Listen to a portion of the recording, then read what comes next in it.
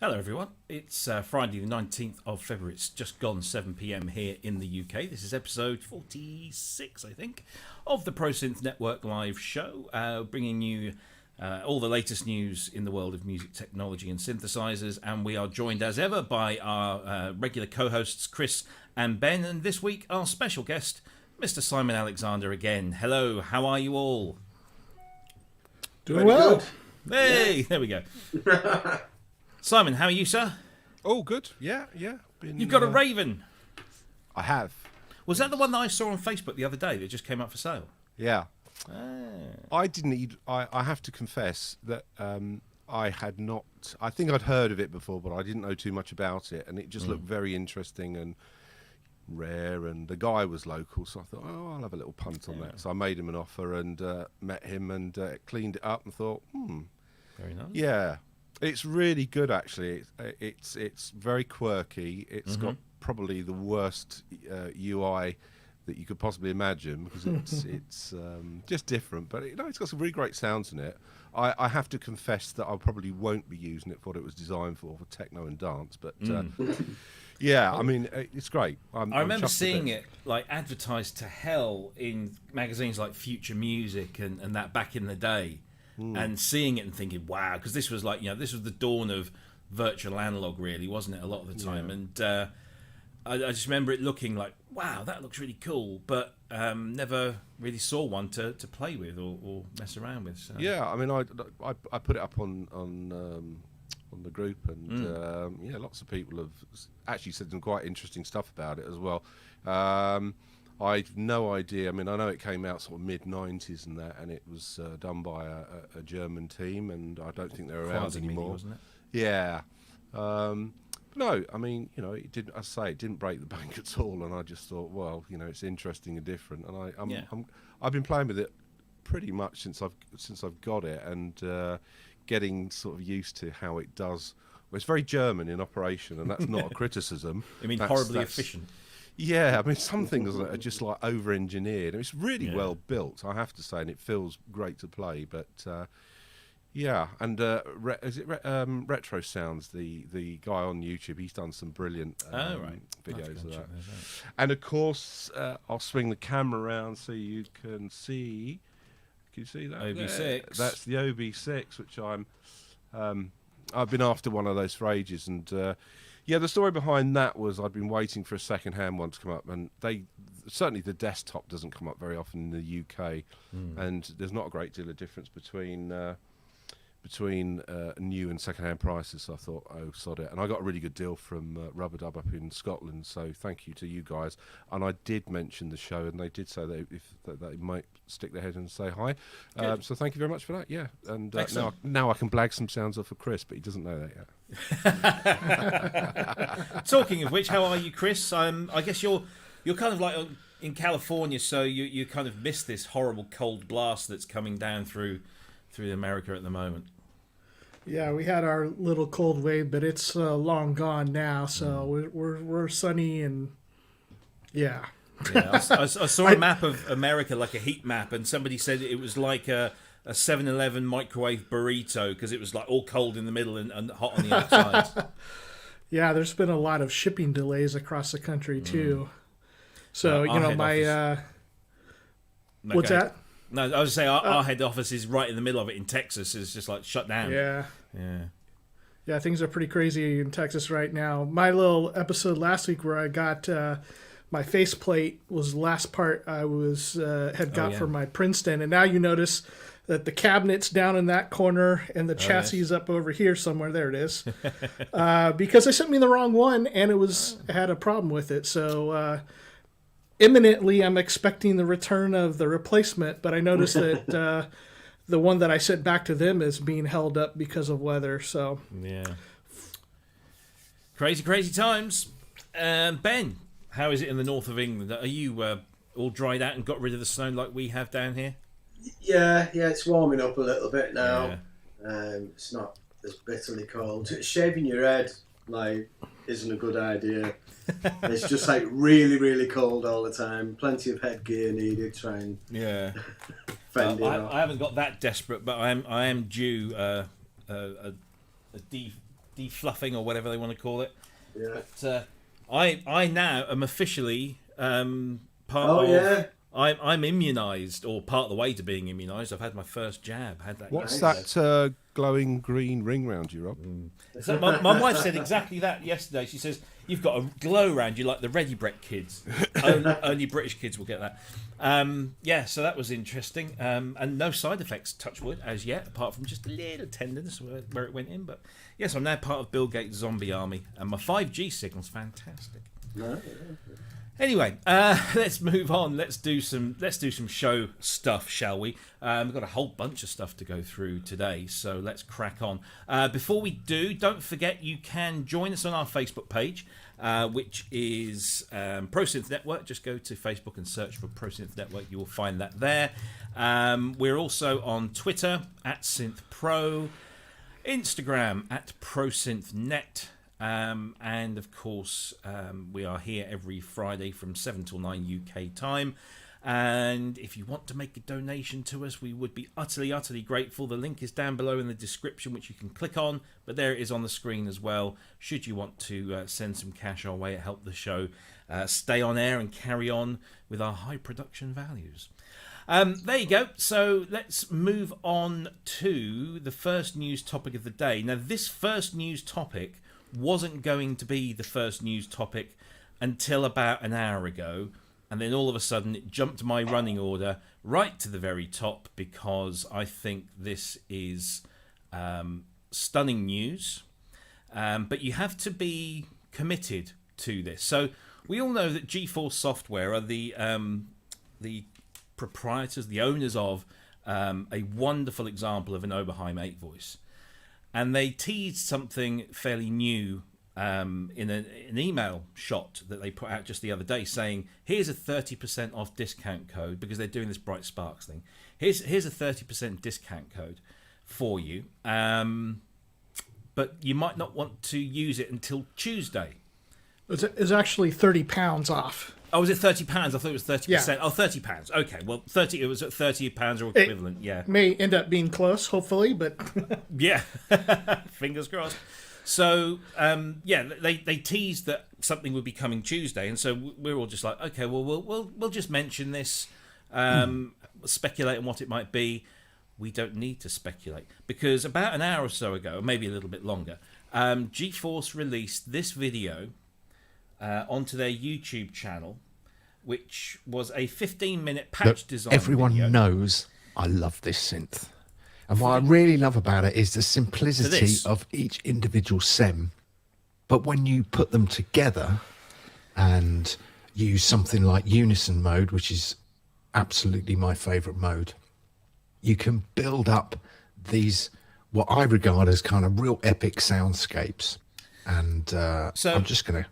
We shan't obviously try and watch do the that whole now, 15-minute kind of on the video fly. because it is brilliant. It's typical GeForce quality, you know, great commentary from Dave, lots of really nice camera shots and angles and everything.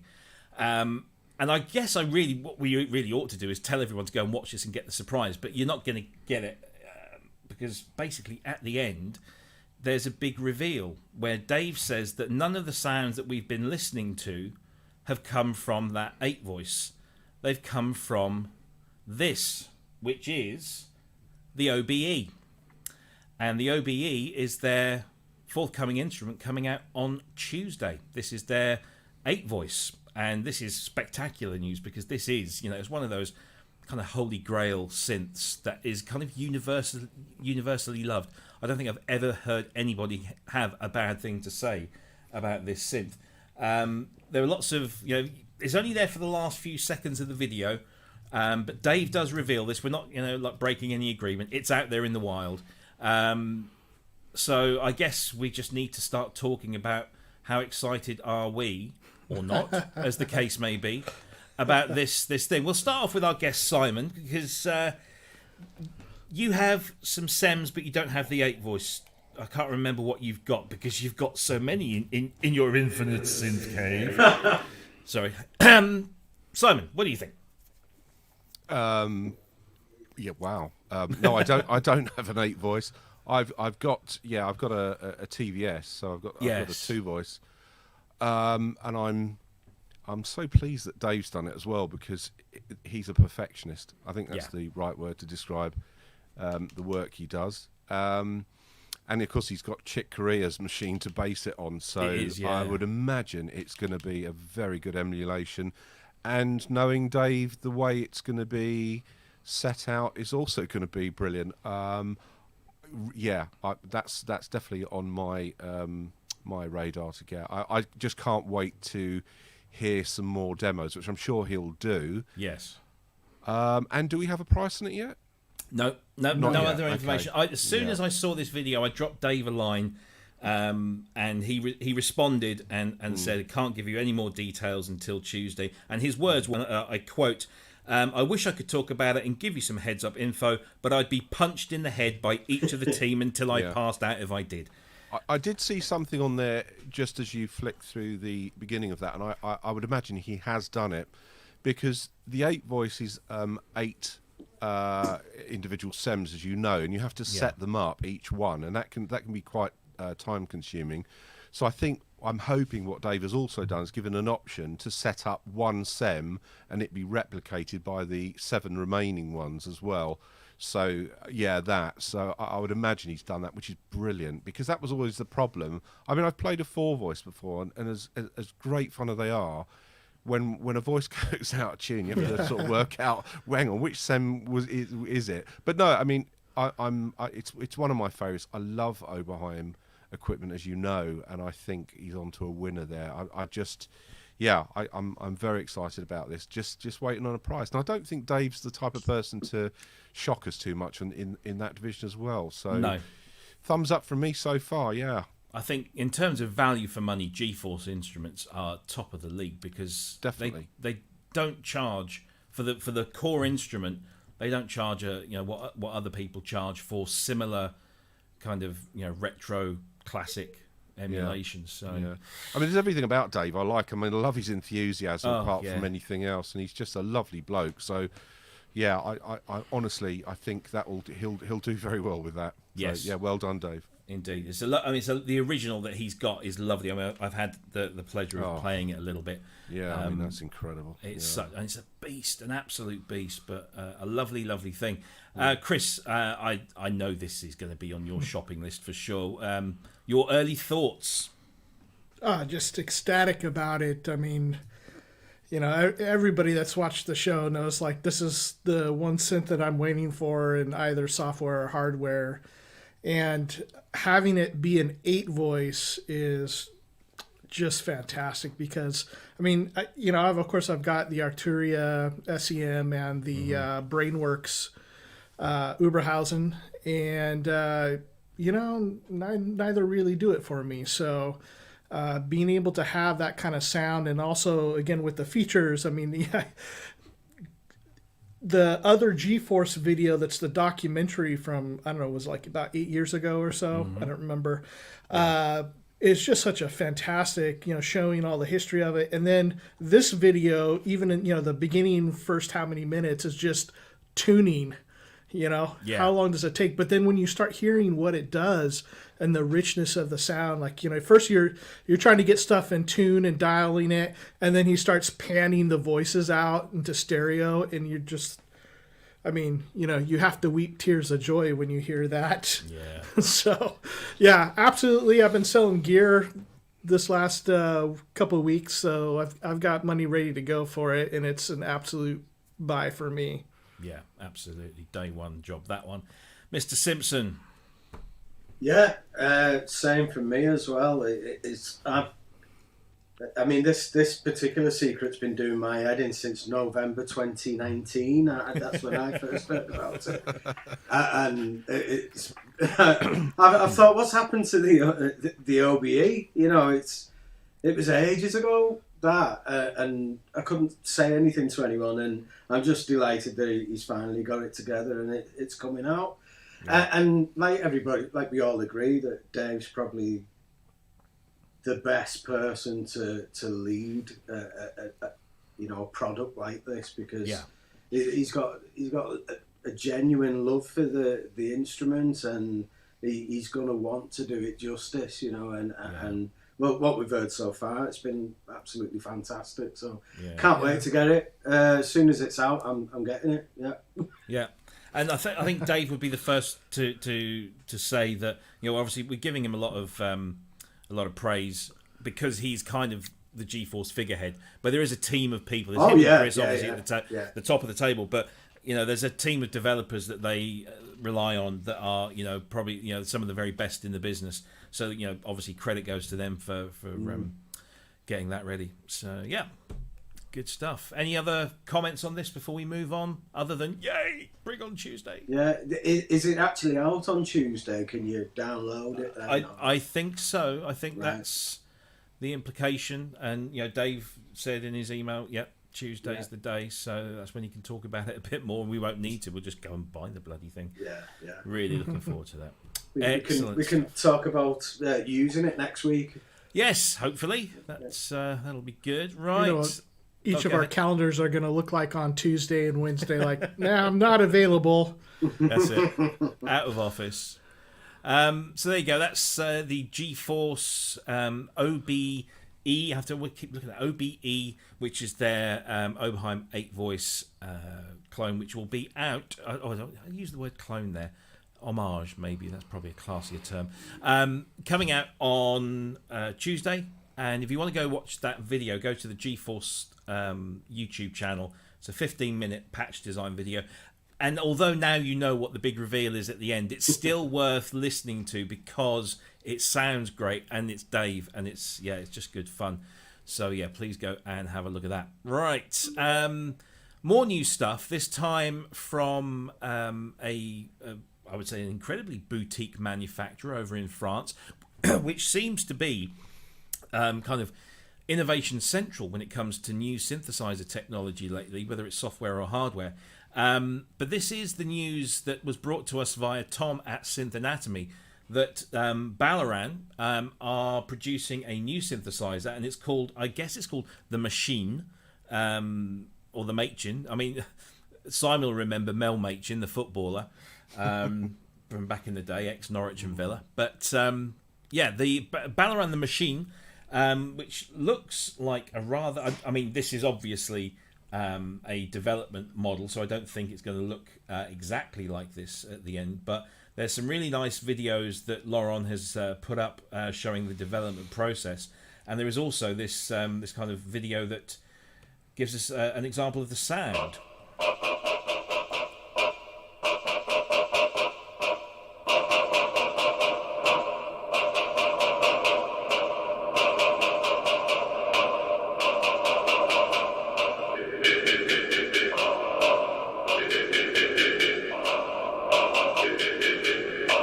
Goes on for a bit, but that's an interesting video to watch, and it looks like a really compelling interface with almost knob and button per function there as well. Nice big color LCD screen, and Laurent is hoping to show the synth and all the features at Synthfest France, if that goes ahead, between June 4th and 6th this year, so fingers crossed that does go ahead. Thoughts on this one, because Baloran the River was widely lauded as this really quite incredible machine, and I think I'm going to be terrible here. I forget the name of the guy that we interviewed that's got one. It's just escaped me. Sean Christopher Dockery. Sean Dockery, of course. That's it. So he's got one of those, and he's done some wonderful things with this. But Cryss, what do you make of this one?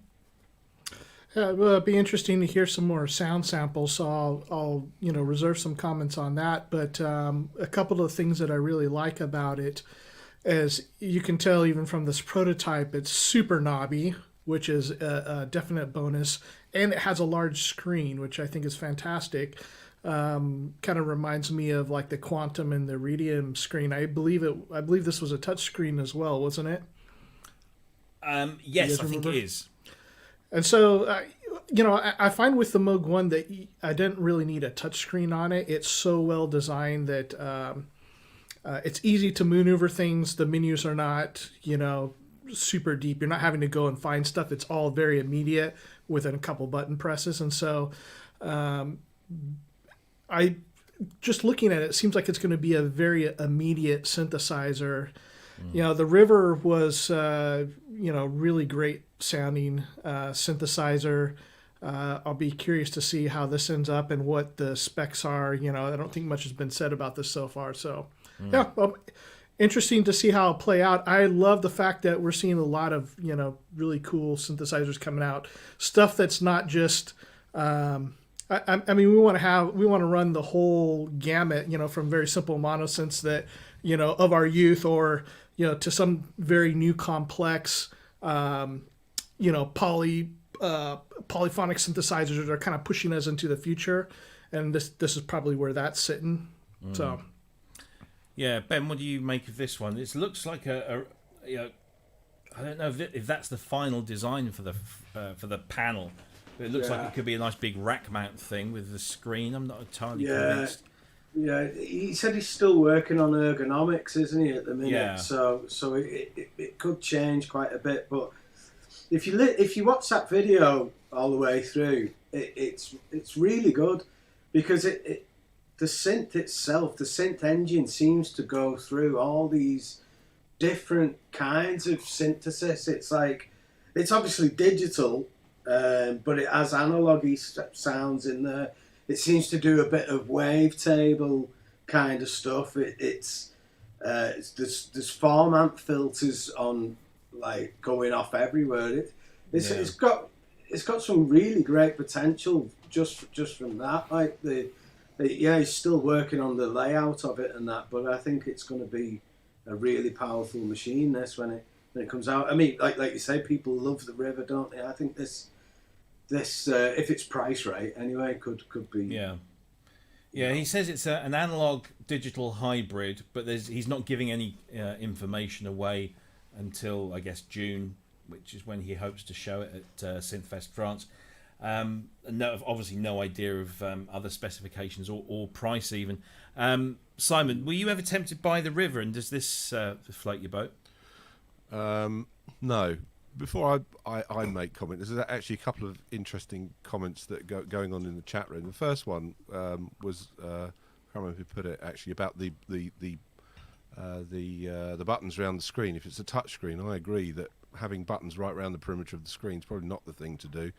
And I think Wagoo's just put something up about what platform is it going to be released in? Is it going to be rack mount? Is it going to be desktop?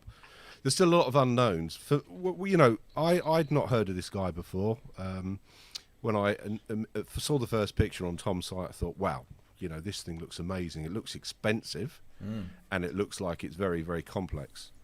So that was the big wow factor for me. But I'm going to say, when I heard the demos, and I accept that they are not, it's in a prototype form, I was very disappointed in the demos. The sounds there, I think you could get from an SH-101. It did absolutely nothing in terms of going, wow, I want one of those. Zero. Yeah, I suppose, it's got a lot of buttons on it, a lot of lights. Yeah. It looks very impressive, but quite frankly, and even that sound that you played sounds like someone hitting a corrugated fence.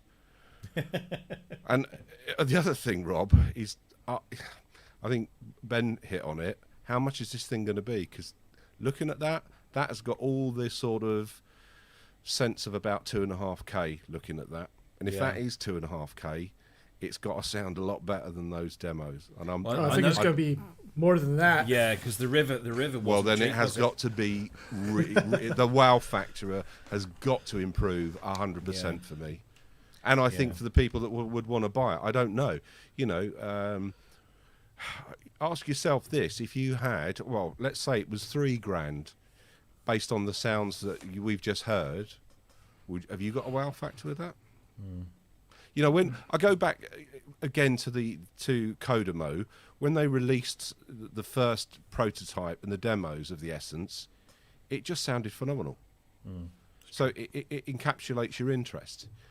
Again, I'm not trying to impugn this guy's work, because he's obviously put a lot of time into it, and it looks fantastic, but put out a decent demo. Yeah. If it's not ready to put out a decent demo, don't put it out, because I think you do yourself possibly more damage by putting out, you know, very plain sounds. I mean, the bass sounds on it, because there's 3 different videos on that. The bass sounds on there. Honestly, I could probably get the same out of my Pro 1 or my SH101. Shame. Yeah. But, you know. Well, yeah. I mean, I think you have to kind of weigh up the odds of, do you put something out there to, you know, to show that you're actually doing something. And of course, what he has going in his favour is that the River is very highly regarded, and so I guess we're hoping that it's going to be as good as, or if not better than that. Well, I've no doubt that with all those buttons and knobs and switches and screens, it does more than the sounds we've heard. But if it does do more than sounds we've heard, let's hear it. The guy wants to sell it. Yeah, true. Well, I'm sure we'll hear more in June, fingers crossed. I thought it sounded all right. Yeah. Go on, yeah, then. but I mean, if it was $3,000, seriously, if it was $3,000, Ben, would you go out and buy that now? Have you got any?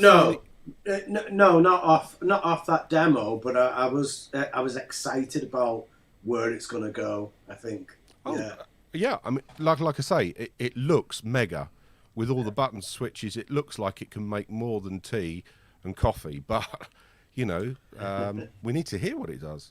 This is true. One of the things that made me think of as you were talking about the screen, Simon, is that one of my complaints for the Iridium is where they place the screen, that you are having to reach over a lot of knobs, and it increases the likelihood of bumping things, and those kind of placements aren't good. One of the things that bothers me about the Cobalt is the preset selector is just to the right of the screen. So when you're playing and you're auditioning and you grab the preset selector, your hand completely covers the screen. And same thing, you know, with this. I think developers, manufacturers they're trying to juggle the usability of it versus the form of it, and it seems like a lot of times they'll choose the form over that, because when you look at picture at this. The machine, it looks like the screen, the screen placement looks great. It looks beautiful, like the aesthetic of it. Right. But when you think about the function of it, I always think that they should drop the screen down. If it's going to be a touch screen, put it to where it's handy for your left or right hand, but then also put it just above the key bed so that even you have a little lip of material, like on my Moog, it's a little piece of wood, where you have a hand rest so that you can be sitting there adjusting things. You're not having to hold your hand over it, where I think this thing will be kind of like the Iridium, where you're going to be having to hold and work your hand over those knobs, or you're going to be bumping them all the time. No, I agree with you totally. Absolutely. Yeah. I mean, if you look at the picture and the videos as well, I was just wondering about this form factor and whether that's just simply a test kind of design. Just let's get something in so that we've got everything there, we can mess around with it. Don't forget, Rob, he's got to make this up. So the tooling to make that's going to cost him a fortune if he's going to change that about dramatically. I take exactly what you're saying. Well, what I was going to say was, if you look in the video, you can see that the PCBs have been made up, and one of them is the full depth of that thing. So it's going to be that. It has to be that. Because, like you say, if he's going to show it in June, he's only got a few months to retool or do something different. So yeah, I'd love to know what platform that is going to be, because if it's rack, it's going to be 6U. I mean, I guess it looks quite big there. And again, if that is, but then the River was a huge thing, wasn't it? Yeah. Again, if it's a desktop and he puts a decent amount of slant on it, or cant as they call it, then that would help. But you've got to, exactly what Cryss has said, it's got to be practical from a user point of view, and playability. Yeah. Don't know. I think when you're thinking about the Quantum is not too bad, but like when you're thinking about the Iridium and how much time you're going to spend programming it. So if it's on a desk, you're reaching over it. My idea for like the 2600 and Iridium was to have a TV mount, and I saw that Ken did it. Ken Flex Pierce did one with his Iridium, and I'd be kind of curious to hear his take, because it seems like you're still having, depending on how you're adjusting it, you're still having to deal with that problem. Oh, but he ripped Ben off, because Ben was the first one to do that with your Akai, weren't you, Ben? Your TV. And I said to him, God, that is so cool the way he's done that. Yeah. Royalties to Ben for that one. Indeed. Yeah. Well, that's Baloran the Machin. Whether that's the name at the end of the day or not, or whether it looks like that or not, we will have to wait and see. And hopefully Synthfest France, try saying that with a fruit pass in your mouth, is going to be where we see how that all shapes up and pans out. But exciting to see that someone who has kind of come left field, come up with this incredibly expensive but rather brilliant synthesizer, is doing something else now. He's not resting on his laurels. Laurent on his laurels. Weak jokes. So there we go. That is that. Shall we talk about that? Because we mentioned the 2600 in there. This was an interesting little tidbit that popped up on. Might have been on our Facebook page. So there's a guy, or I say guy. Always, it's terrible. How bad? There is a person on eBay selling cabinets, Tolex cabinets, for your Behringer 2600. Comes with a handle and a front lid, and is specifically designed to house your Behringer 2600. And I have to say that looks rather nice for what it is, and it's 265 of your British pounds plus 23 shipping from Newport over in Wales. Plus Brexit tax. No, it's Welsh. If you're taking it out of the UK, you might have to do something. But you do have an option with a lid for 325, or without the lid for 265. But ingenious. Somebody's come up with an idea, and there's the case empty, and it's got the cables, just feed through the back there. Are there connectors on the side? Yeah, it looks like it. Yeah, that's all right, isn't it? Yeah, so there's clearly some thought gone into this. And somebody's seen a gap in the market and filled it. Hey, I wonder if that French thing will fit in that as well. The French thing. Oh yes, yeah. Well, I mean, it just makes you wonder if Laurent is thinking of doing a desktop with a sort of 30-degree angle, or whether he's planning to put it in something like this. That could be interesting, particularly with the touchscreen. But yeah, guys, any thoughts? I mean, none of you have got the Behringer 2600, but if you were thinking of getting one, would this be on your shopping list? I think it's a great idea. I mean, it does make it look more like a 2600, doesn't it, when it's in it? And the fact that it's got those connectors on the side and that, and it's really good that they offer it with and without the lid as well, because I'd never need the front lid. Only if you wanted to gig with it. It'd just be slung under the stairs, So yeah, I'd rather have it without the lid. And good on them, because it's a great idea.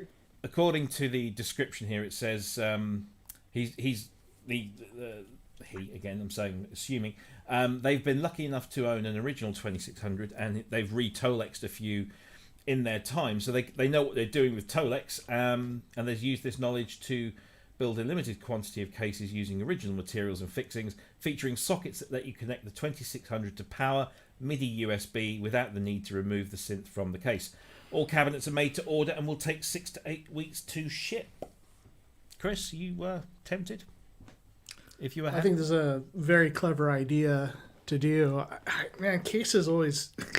The prices on cases always bother me, whether it's a guitar case or a Eurorack case or one of these. I'm like...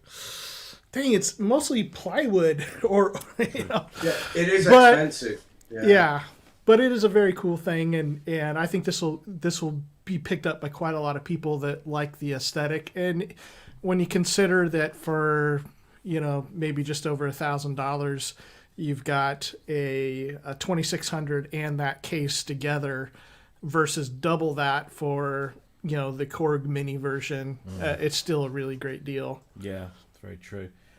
Jacob Alfie is all one word. Jacob Alfie on eBay. It's UK eBay, but I'm sure if you search in your own locality, it'll convert the price and the shipping accordingly. They do ship abroad. He says there's a limited amount. He sold 4 already, and it says the last one. So I don't know whether he's planning to do, whether he's just did a small batch of 5 to see how it goes. But I reckon there's a good market for that. I think Cryss made an interesting point there. Like, I would rather have that Behringer one in one of those cases than the mini one from Korg. Yeah. I don't know how you feel about that, but well, I'm not really in the market for one. But I guess if I was, and my financial situation was exactly the same as it is now, then yes, it would be the Behringer one. And if I needed a case, which I think I would, because I don't have huge amounts of any racks.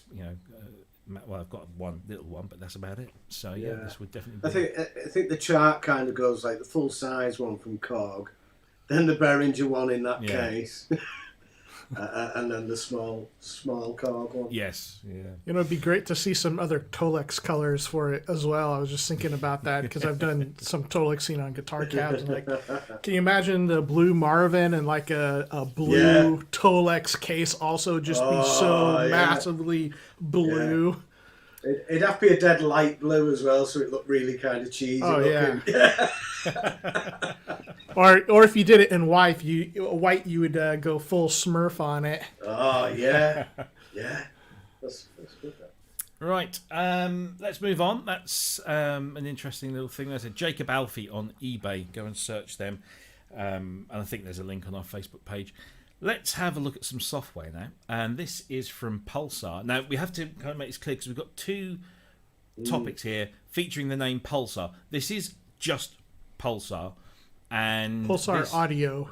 It is Pulsar Audio, is it? Right, okay. Mm-hmm. So this is their 1178 plugin, which is currently down to €89. It's a perfectly emulated and enhanced FET compressor, and it looks and sounds really, really nice. I'm just trying to see if I can.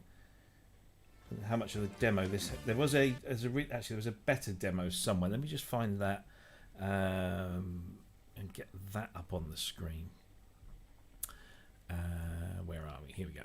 So this was a feature walkthrough, but it's one of those that allows you to kind of pick a sound and then listen to it clean.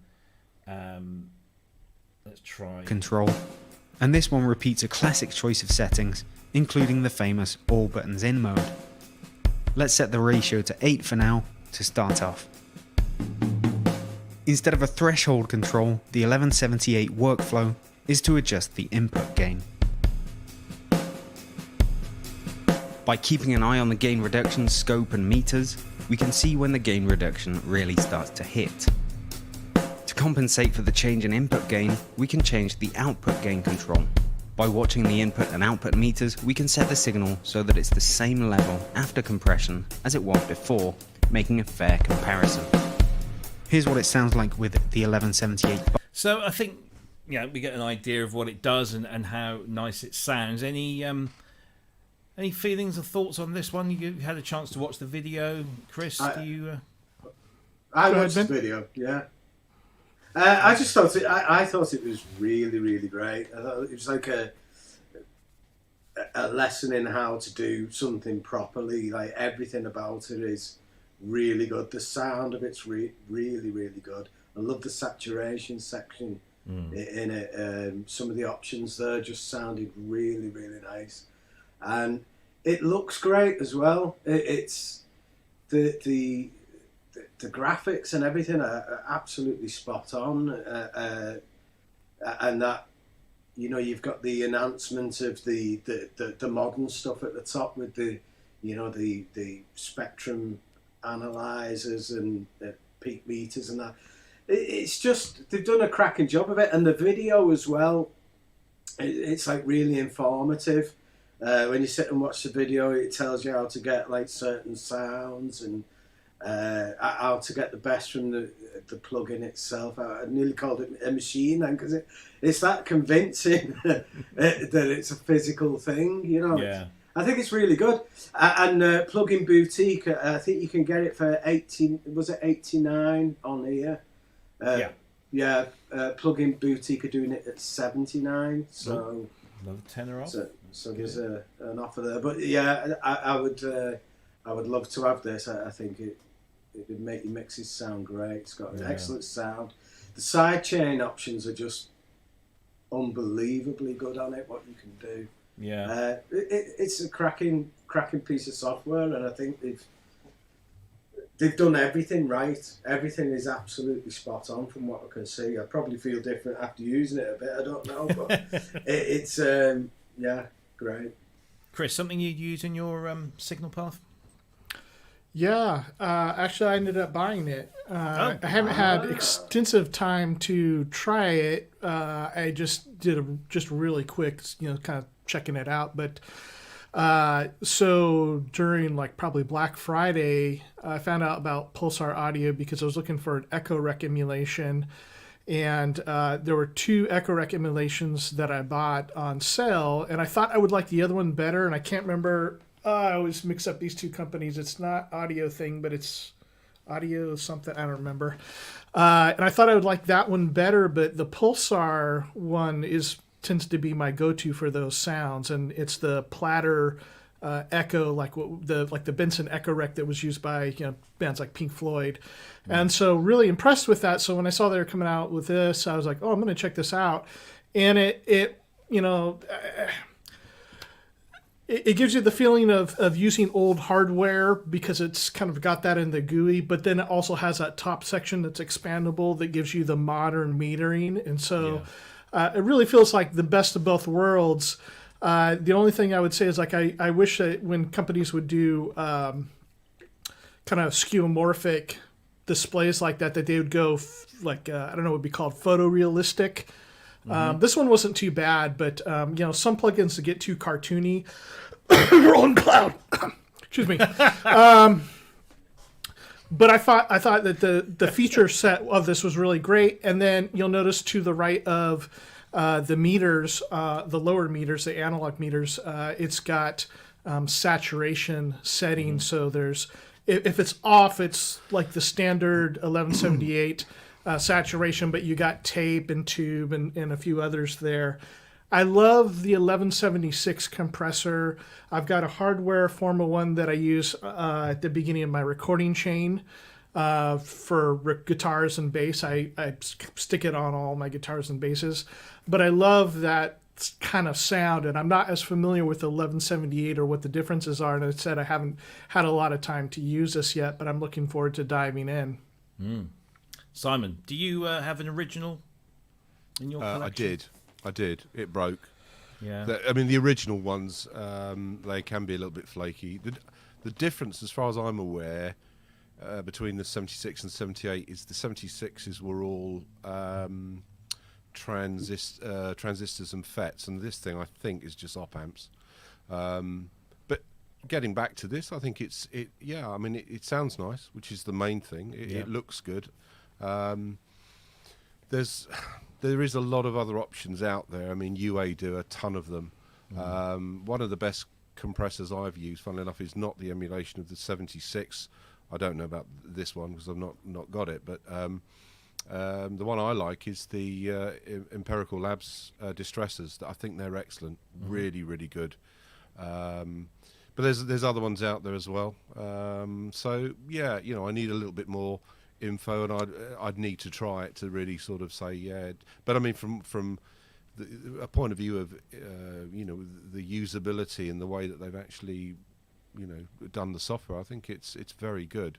Price wise, so you can't say it's going to break the bank. So no. Yeah. By the way, speaking of that, so if you own Pulsar Audio stuff, I got a coupon with it, so it'll only end up being $59, which would be about 48 pounds. Yeah, that's well. Yeah, that's so to me, it was like, this is so cheap. I'm going to check it out. Yeah, definitely. I think it's great. I'm definitely going to get it, man. I didn't realise there was a demo version of it. So yeah, free 14-day demo, full features. So yeah, you can give that a go. Mac OS and Windows. Typically €149, currently on sale at 89, but according to our esteemed colleagues here, you can have it for cheaper elsewhere. So there you go. That's Pulsar Audio's 1178. Let's have a look at. Let's see what else we got here. Right.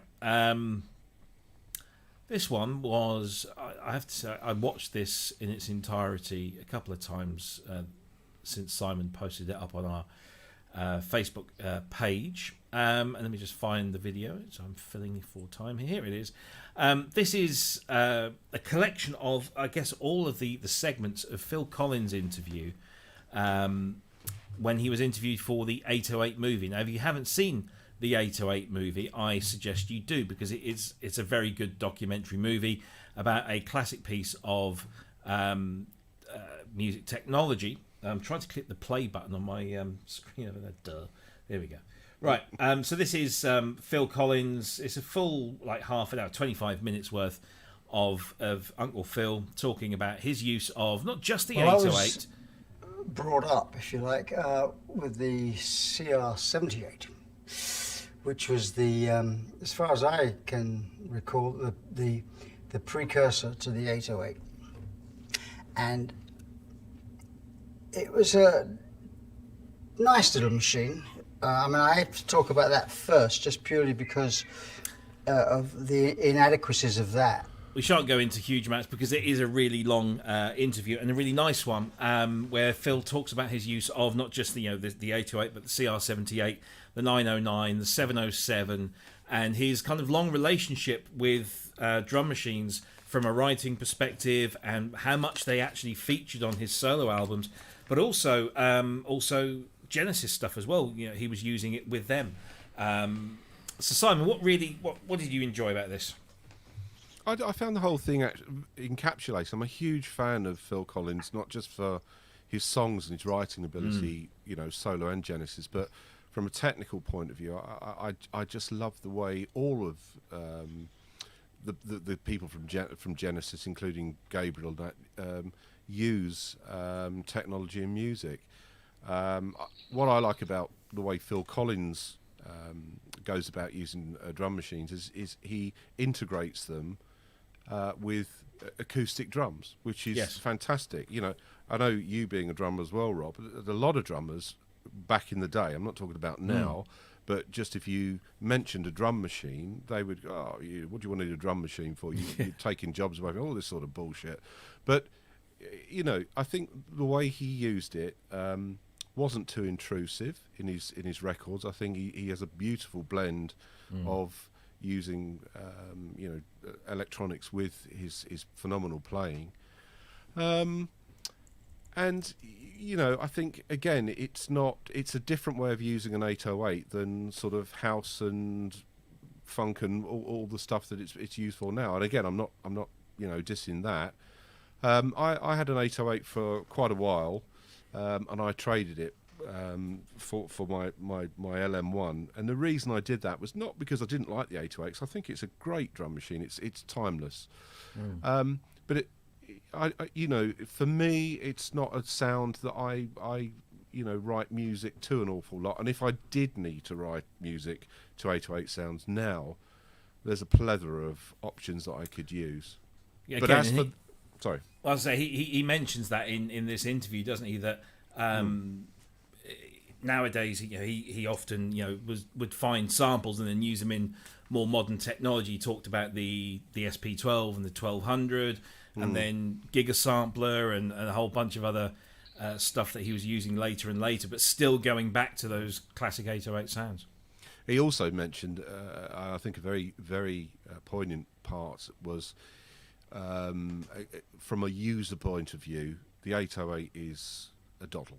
You could get your kids to operate an 808. It's very, very simple, and Roland kept with that sort of design ethos all the way up through some of the later drum machines. Whereas he said, today's modern drum machines are a little bit over complicated for him. He just wants something we can sit down, write at, and I take that totally on board. And finally, of course, he did say, I'm trying to find one for my New York studio. He happened to mention he's got 2 in his Swiss studio, but he was horrified at the price. And I thought, I know. God, Phil, you're worth about 300 million. You could afford to. In that half an hour he did that video, he's probably earned enough to buy that. Right. You don't just take one out the Swiss studio and put it in the New York one. Exactly. It's just been greedy. Yeah, exactly. Yeah. I know. I mean, I have to say that as a drummer, and I use that term lightly because I haven't played for ages, but that's my main instrument. And when I were a lad, I couldn't afford a big drum kit, and so drum machines were kind of like not just a substitute, but another way into to learning, not just learning rhythm and what went well, in places, and you could just do stuff. And then when I got a drum kit, I was always keen to integrate the two. In fact, the first band I played with, which I must have been around, well, actually, it was the second band, so I was about 16, and I bought a cheap 5-piece drum kit from the local music store, like a Chinese type thing, not very good, but the keyboard player had an RZ1, Casio RZ1. Oh, yeah. And I used to take that and program percussion because I couldn't play percussion and play the drums at the same time. So I programmed percussion on that and throw in a few samples because it had that, those 4 little sample buttons, and play along with that. And I got very adept at playing along with a drum machine with a with a kind of not necessarily always a click track, but being able to hear the rhythm in your cans and play along to it. Quite well. And then in further bands was doing the same sort of thing, but then with added, I used to take an RM1X out with me, so that had a whole bunch of drum sounds in there, but also synth sounds. And so we could do we actually used it more for acoustics, like piano sounds or string sounds. But I just love drummers who just say, what, this isn't a threat. This is a tool. This is something I can use to embellish and be slightly different to everybody else. And those, like you say, those that kind of went, ooh, drum machines, don't want that. But isn't it scared for their jobs? Isn't it interesting that he's now after another 808 for his studio, which is indicative that, and I'm not trying to say I'm anything like Phil Collins at all, but he still writes a song by programming in a drum machine. Yeah. And then plays along to it, which is exactly how I noodle. Yeah. Today I have drum machines all around me up here, and I turn on the old DMX and play a pattern and then noodle away. And I think that's our generation. One other guy who still uses drum machines, and again is a phenomenal drummer, is Stuart Copeland, and I know that because he's good friends with Bruce Forat, who I go and visit when I go up to California quite a lot. And Bruce says, he still uses his Lindrums and stuff like that, and will regularly drop them in to be serviced. So it's just nice to know that these guys still are set in their old ways of writing song. I love drum machines. I do as well. I just love them. There's something about you boom boom and just make, because I can't play the drums to save my life, but I love messing around on old drum machines. It's just nothing like it, which inspired me to actually get out my CR78 and see if it still works. And bless her, she does. She's clicking away there. Got the old Blondie. Was it Heart? Not Heart. Is it Heart of Glass? Heart of Glass. Yeah, Heart of Glass. The CR78. Yeah. At the very beginning. Yeah. It looks like an old wooden fridge, but it still works. I mean, I prefer the sound of the CR78. Yeah, it's got a nice tone. Yeah, I mean, because I think In the Air Tonight was CR78, wasn't it? Yes. I don't think that was 808.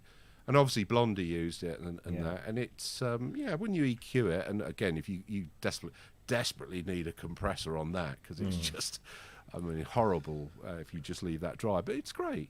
Nice little bit of vintage furniture. That's it. And, I'm a huge Phil Collins fan. I mean, ever since I was, it was him, Ringo Starr, and the drummers from Adam and the Ants, so Chris Hughes and Terry Lee Mile. They were the people that made me want to play drums, and I would use their tracks or tracks that they played on as practice tracks, and I would study them and listen to Chris Hughes, great drummer. Terry Lee Mile, great drummer. Ringo, awesome drummer. Brilliant. Yeah.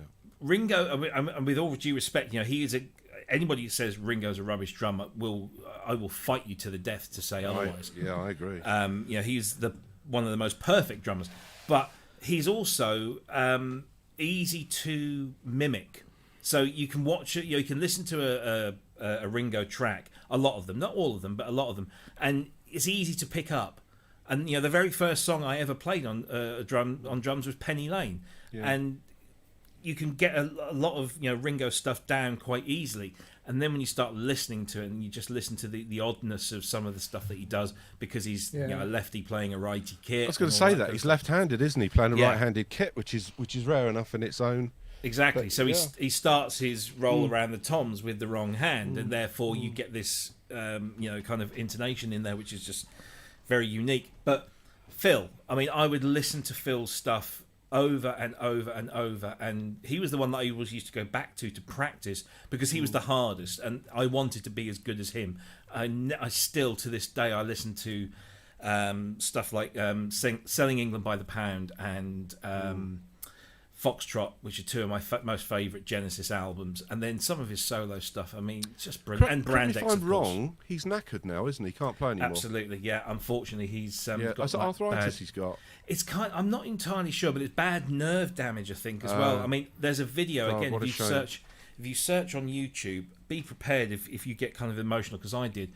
There's after he'd had some treatment and operations, he tried to get back playing again, and he couldn't hold the sticks because of whatever it is that he's that's going on with him, and he gaffer taped the sticks to his hands, and he's struggling, and it's just like you watch a video of Genesis in 73, 74, and he's just outstanding. You watch him anytime, basically, and then you see this, and it's so heartbreaking to see that the one thing that he was above all else, one of the best in the world at, and he just can't do it anymore. Who was that drummer? Chris, you'll know this because it's an American band that lost his arm in a car accident. From Def Leppard. That's Def Leppard. Yeah. American. He was from Sheffield. Oh, was he? Sheffield, that's him. Yeah. Sorry.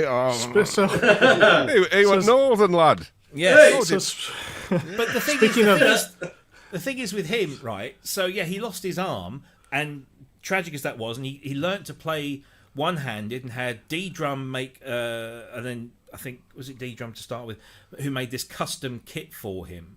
But the entire drums on Hysteria, which is their biggest album, is all programmed Series 3. All of the drums are Series 3. So speaking of Def Leppard and Phil Collins, I ran into Def Leppard's guitarist Phil Collin in Temecula, California one day many years ago, which was interesting. Cool guy. Yes, I think they're all quite, fairly down-to-earth fellas, aren't they? Most of them. So you think. But yeah, like a bit of Def Leppard. But no, Phil Collins is just the man for me. Ben, you a Collins fan? Do you appreciate him? I'm more Gabriel camp, me. I feel as though you can't be into both of them equally. So Peter gets me full support, and I've got admiration for Philip as well, though. Yeah, I think it's like you were saying. It's great how he embraced the technology instead of fighting against it. Feeling threatened by it, like I should imagine a lot of drummers did. He just said, "No, I'm going to incorporate this into my thing." And I think because he became this songwriter extraordinaire, that he's writing songs now. He's at a piano. He can't just go and do all of these different things at once. So the drum machine was the obvious choice, and he could just program it and come up with something and then play along. It's it's a really great video, and it's on the Atlantic Records YouTube channel. And it's just the full interview, so it's 25 minutes. I did look to see if they'd got any more of the outtakes of that, but they haven't. So I don't know whether that's... So am I guessing the 808 movie's now distributed by Atlantic or something? I don't know. If I can respond to this, I thought this was a fantastic video. I was really glad that Simon had shared that. And the thing that I really appreciated, so, you know, I come more out of a rock background, at least compared to you guys. And so my drum machine experience was probably a little bit different. And I've heard a ton of Phil Collins, but I don't think I even have any of his albums, although I probably need to do something about that and kind of check it out again with fresh ears. But you know, early on, I always got to play with drummers, playing in bands. My best friend played drums, so we were always jamming. And by the time I got a drum machine, as we talked about last week, which was a little DR110, and was starting to record with that. And when I got it, I was like, what the hell is this? This sucks. This is nothing like a drummer. And it's a terrible thing. And for me, and this is what I appreciated about hearing this interview with Phil Collins, is like I finally one day just decided this is not a drummer. You have to treat this as its own separate instrument, and now what do you do with it? And so once I changed that philosophy, then I started using my effects pedals and stuff and running this drum machine into delay and all sorts of things to create new sounds, which I hadn't heard before anyway. And it kind of opened up as to what you could do with it. And I like the fact, I mean, you know, you guys talked about like he wasn't afraid of it and he kind of embraced it, used a part of his songwriting process, but to kind of think of it as a different instrument. And I think I recall the designer of the 808 even talking like they weren't ever supposed to be a substitute for drums, or it wasn't supposed to sound like a real drum kit. It's its own instrument that was supposed to be a creative thing, and people kind of lost sight of that. And so I feel like with drum machines, like if you really accept them for what they are, there can be an enormous amount of fun in there. And, you know, probably one of the modern drummers, because I mean, when I think about my favorite drummers, you know, of course, you know, growing up on Ringo Starr, but Bonham, Neil Peart, and Jimmy Chamberlin of the Pumpkins was a fantastic drummer. And you know, those guys are just amazing, and to program something like that into drum machines takes a long time. But to see a modern drummer that I've also really enjoyed, who's kind of taken some of the best aspects of modern and vintage drumming and kind of combined it all together, would be Dom from Muse. And so he kind of plays to me like in a very Def Leppard kind of stadium type of drum. You know, his patterns and stuff are simple enough that they feel like a drum machine at some points, but they've got that human feel. But then also the way that he sets up his kit, sometimes like you'll see both acoustic and synthetic elements being used together, and I've really enjoyed that about his drumming. So he knows like when to kind of back off of it. It's not going to be a super busy thing if it doesn't need to be, and then you can get that kick and snare thing going like it's a vintage drum machine, or it's like an old Def Leppard song in 1986 or something that really carries the song in a good way without interfering. Yeah, definitely. So, Atlantic Records YouTube channel for that one, if you want to avail yourself of 25 minutes of Phil just talking drums and drum machines. It's an interesting view. So, let's move on to this one, which is probably the big news in the modular world this week. And this is the news that there is a new module from Mutable Instruments, and this is the follow-up to their very successful Clouds. This is Beads, which is, of course, is going down a storm in Synth Memes channels for all the different interpretations of that. But let's have a listen to this.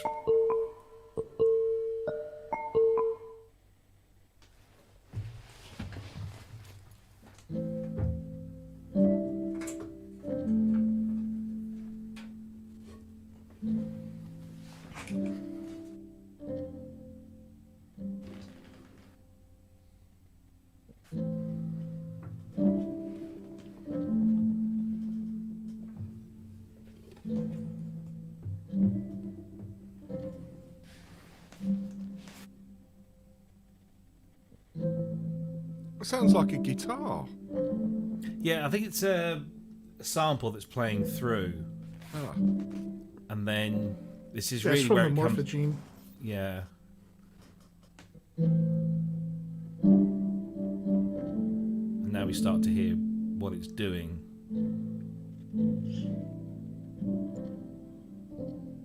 So it's billed as a texture synthesizer, and I think the designer, and I forget her name again, I must Emily? write these things down. That's it, Emily.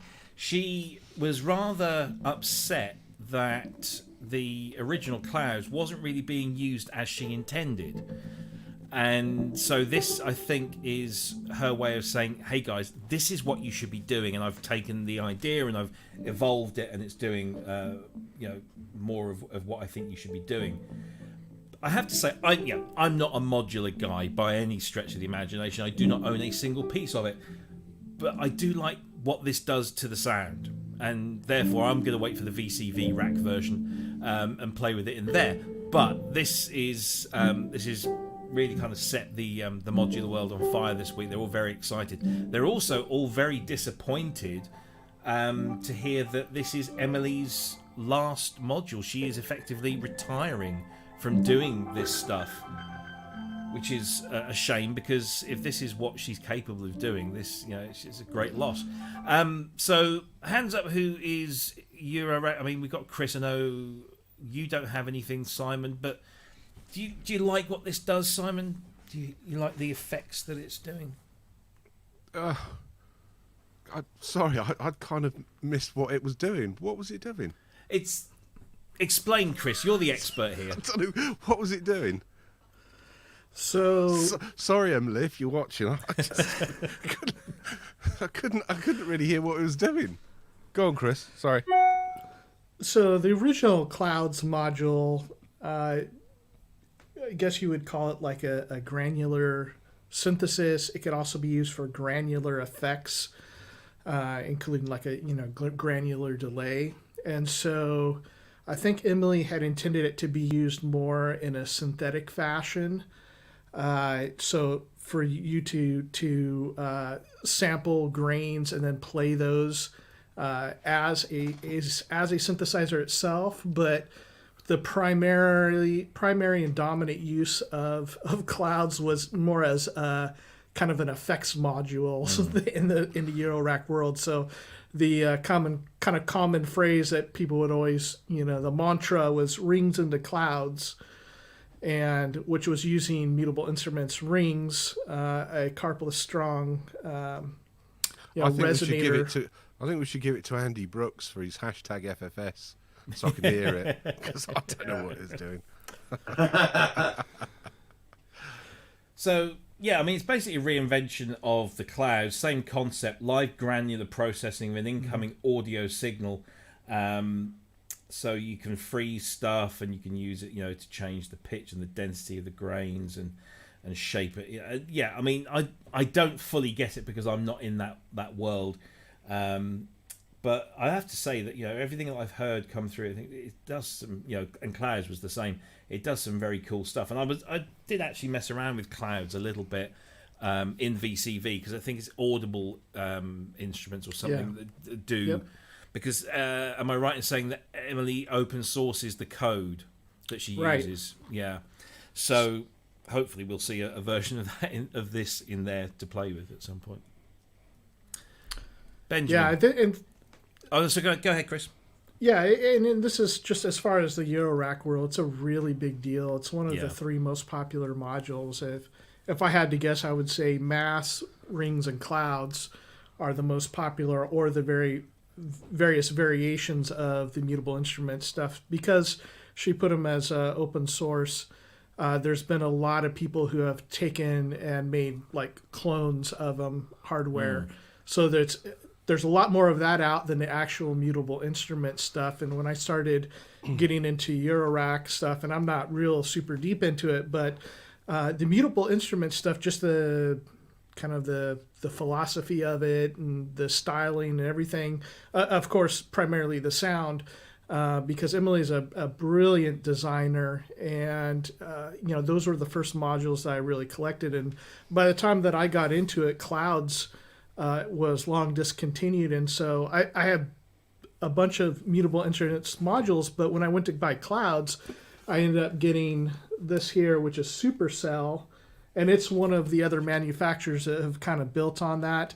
And actually, it's kind of like an expanded Clouds, plus it has a bunch of different firmware options that you can change through. So it even goes beyond what the original did. And so on some of her modules, she would do alternate firmwares, and then other people would sometimes develop, again, even more different programs to be done in it. But I really like the Supercell. I'm sure Beads is going to be pretty killer and be very popular too. Does Beads do everything that Clouds did then, and more?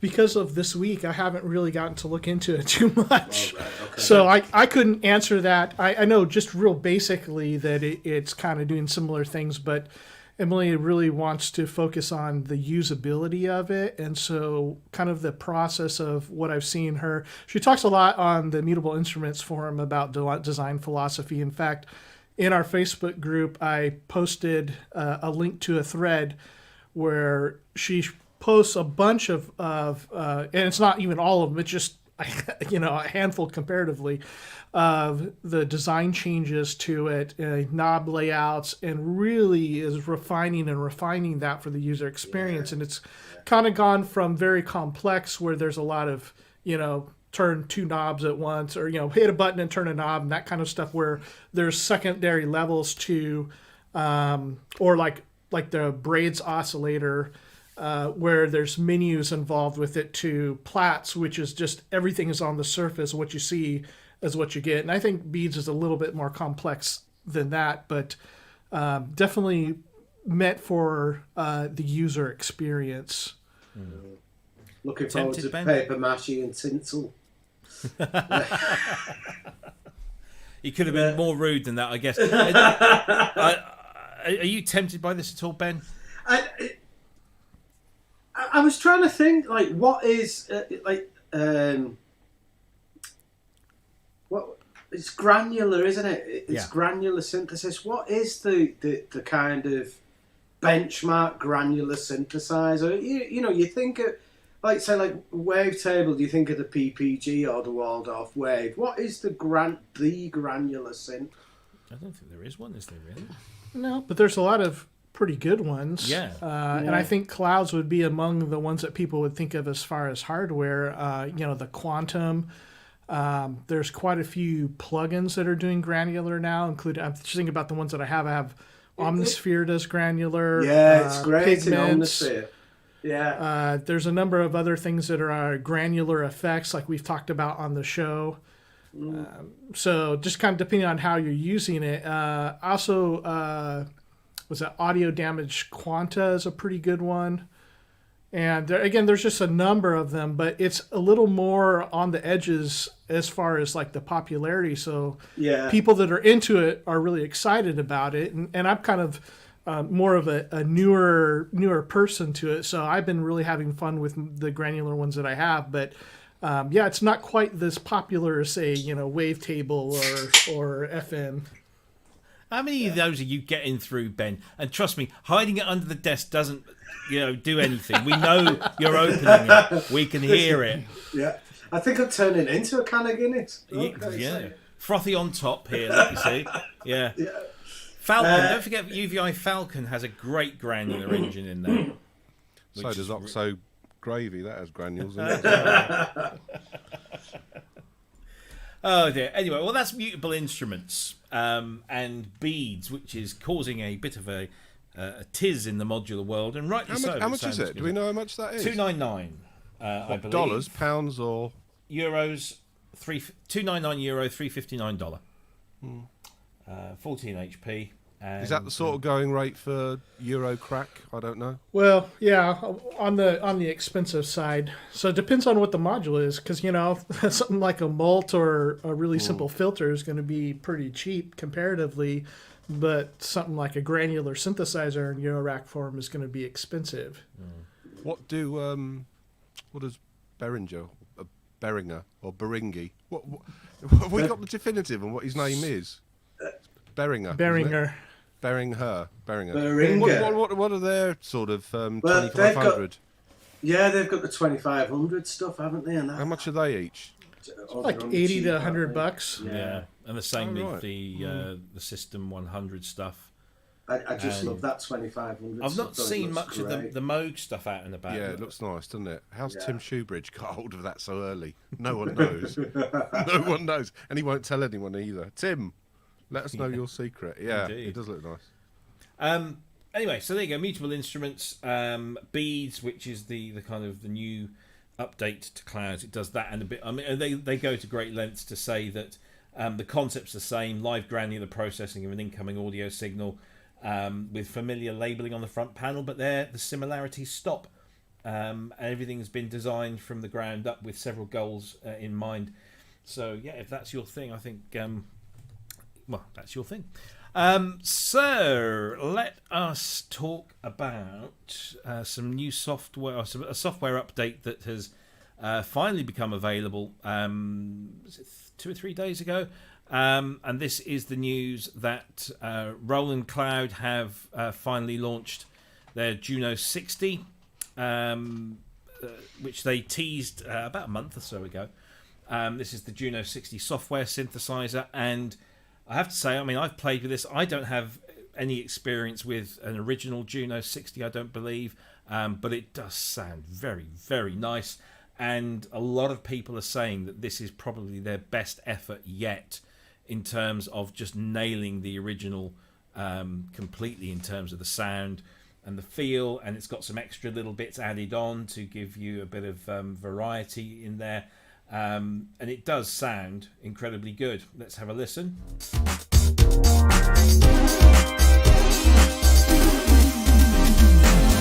Released in 1982, the Juno 60 was among the earliest models in Roland's iconic Juno series, and it still tops many synth fans' lists of all-time favorites for its vintage vibe and fat, punchy, hi-fi character. With the Juno 60 software synthesizer, you get the full, authentic experience of this legendary keyboard in a modern software instrument. The Juno formula is classic synthesis. You've got a single DCO, where you can mix the wave shapes, add a sub-oscillator, a noise generator, and they all go through the characterful VCF,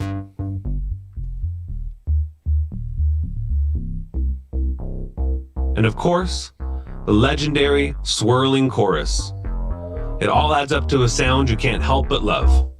And there you go. So Roland's Juno 60, if you're a Roland Cloud subscriber, that is in your library now. And I believe they're doing the same thing with the trial, that you can test it out for a short while and then you can make a decision as to whether you want to buy it or not. I've got to say that since I installed this, surprise, surprise, Roland Cloud Manager has started playing silly buggers again. So here we go. I'm now in a perpetual upgrade loop. So every hour or so, I get a message on my screen saying Juno 60 needs there's an update for it, and you go to the thing and it says it wants to update from version 1 to version 1. So I'm like, no, what's the point? And then it keeps doing it. Then Roland Cloud Manager has now decided that sometimes it recognises the fact that I'm an Ultimate account holder, and other times it doesn't. And so when it doesn't, it locks up a whole bunch of instruments for me. And then sometimes, if I log out and log in again, it sometimes comes back. And I've raised this directly, but I've still got an ongoing ticket with the fact that Roland Cloud Manager would continuously require me to sign in every time I booted my computer. So I was having to sign into it every morning, and which was a pain in the... I know you don't need the RCM really, but they still haven't got back to me, and I fixed that one myself by doing the classic uninstalling and reinstalling, and that fixed it. However, that doesn't fix these issues, but that's my beef out of the way. The Juno 60 is out. It sounds really nice. There's some additional packs for it already. I really like this one. Anybody with me on this? I've not got it because foolishly I cancelled my Roland Cloud subscription, and now I'm really wishing that I hadn't. But and it's still making you re-log in. Yeah, but this is why I got rid of it. It was doing me head in with all the problems I was having with it. I ended up formatting the computer in the end because I couldn't get it off. Yeah. And but I wish I still had it, because I've watched the videos of this and it sounds incredible. I used to have a Juno 6 back in 1988, I think it was, 87, 88. And it really did me head in that I had no memories. It was like, you know when you get a car and like somebody's got like the trim above you and they pull up they pull up at the lights and you think, I wish I'd have got that one. Every time I saw a Juno 60, it was like, oh my God, because I couldn't save anything. You know, it really did me head in. But yeah, I would absolutely love this plugin. And from what I can see, they've proper nailed it. It's well, Simon probably know more than me, but because he's got a real Juno 60 at the bottom of his. Well, let's go to our correspondent. You've had 106s as well. I mean, so listen, I think they've done a fantastic job. Do you know what? If they made that in hardware, they'd clean up. Yeah, it's very true. Called it the Juno 61 or something like that, but they would clean up. Yeah. I love it. I love the Juno 60 per se, as we all do. I don't think there's too many people out there that can say they don't like a Juno 60. It's not the best synth in the world, but it just has some qualities about it that are just timeless. And I don't know. I think it's long overdue. I hope there's not too many iterations of it come out, because I think we've had enough. Because Arturia have done one, haven't they? Yeah. And you know, I think it's it's nailed. Yeah. You know, Corrosive Abuser in the chat room just says the JU06A, which is their boutique version, is only a 4-voice, and that's what I like about this, is that you've actually got the option to make this an 8-voice as well as a 6-voice or less, so you can pick and choose. And I don't know, is this the first one, or is this something, because I've not explored, this had a feature where you could optimize it for CPU usage, and so it would, you know, I don't know what it was doing when you click that option to make it better CPU usage. I'm surely something's getting switched off somewhere or being done differently, but there is that option. I don't know whether, you know, what's behind that. I don't know about. I mean, that was just going back to the boutique stuff. That was always the problem with them. They were 4-voice, all of them, I think, and I don't think you can polychain them. I might be wrong on that. I'm pretty sure you can. Yeah. Well, I know you could with the Jupiter one, the Jupiter 8. Right. I don't know about the others. I'm sure you probably. Well, I would imagine you could do then. I stand corrected on that, but that was always the problem with them. But again, they're going to be doing the plug out for this, so. And they have, apparently they've updated the System 8. Well, this is what I don't understand, right? I've raised this before. It's like, why those boutique synths are like 4-voice? Limitation of the technology, apparently. But this is what they say. Can it be that? Yeah, because the computer doesn't have voice chips, and that can do as many voices as we want. So why can't? Yeah, I agree, Ben, totally. Yeah. I think that's just a case of, we can get a 3-bit chip rather than a 2-bit chip. Because going back to Cryss and I's, because Cryss and I have started this give us our 8-voice polybrute.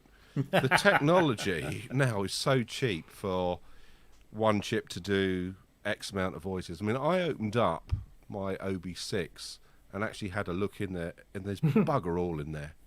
In terms of components, it's nothing. I don't know if you guys have opened yours up, but honestly, there ain't nothing in there. I've not opened mine up now. Mine's still in cellophane. It's amazing that. So I have calibrated my 106, and it's crazy the amount of circuitry has compared to the OB6, which does more than that does. Yeah. So I agree. The excuses for not having polyphony. I mean, what is it? My Nord Wave 1 is 24 voice. My Nord A1 is 48 voice. All right, it's DSP, but seriously, come on. And what about the thing that's going to arrive with us in the next couple of weeks, Simon? 300 voice. Right. So, I'm not buying on. Oh well, it's expensive to get polyphony in synths. Back in 1982, 83, maybe. What really annoyed me, and I've said this before, is when I got the Jupiter or the the JP-08, sorry, I got that in for a review, and I didn't realise it was just 4-voice, because I just assumed if you're going to do a clone of a Jupiter 8, it's got to be 8-voice. It just has to be. That's just the nature of the beast. And then they had the audacity in the instruction sheet, which is one of those damn great, multilingual single sheet things, to say, to enjoy the full experience of a Jupiter 8, polychain one to another one. I think so. You just told me to go out and buy 2 of these. Yeah. No, sorry, not having that. As a synth, I'm slightly off piste here. Was it okay or was it crap? No, sound-wise, it sounded good. Again, I've not had any hours with a Jupiter 8, but it sounded like I expected Jupiter 8 to sound like. My 2 big beefs were the fact that it was a 4-voice, and you've got 20mm faders. They were awful. Tiny little things to get the nuance. I mean, forget the fact you couldn't see all the stuff, but it's just to get that nuance. It just wasn't there, and so it's nice, but it smacked of something, a machine that's been designed, and I hate to use the term, I'm going to anyway, for a bunch of millennials who just want to play around with something that looks like something from 30 odd years ago. I see people using them in professional or semi-professional capacities and loving them. I can't see it myself. So with today's technology, there's no reason that Roland could not make what they've just done on some sort of processor. It doesn't have to be Zencore, or it could be Zencore or ACB or whatever on their own processor, and make that as hardware. So this is where the System 8 comes in.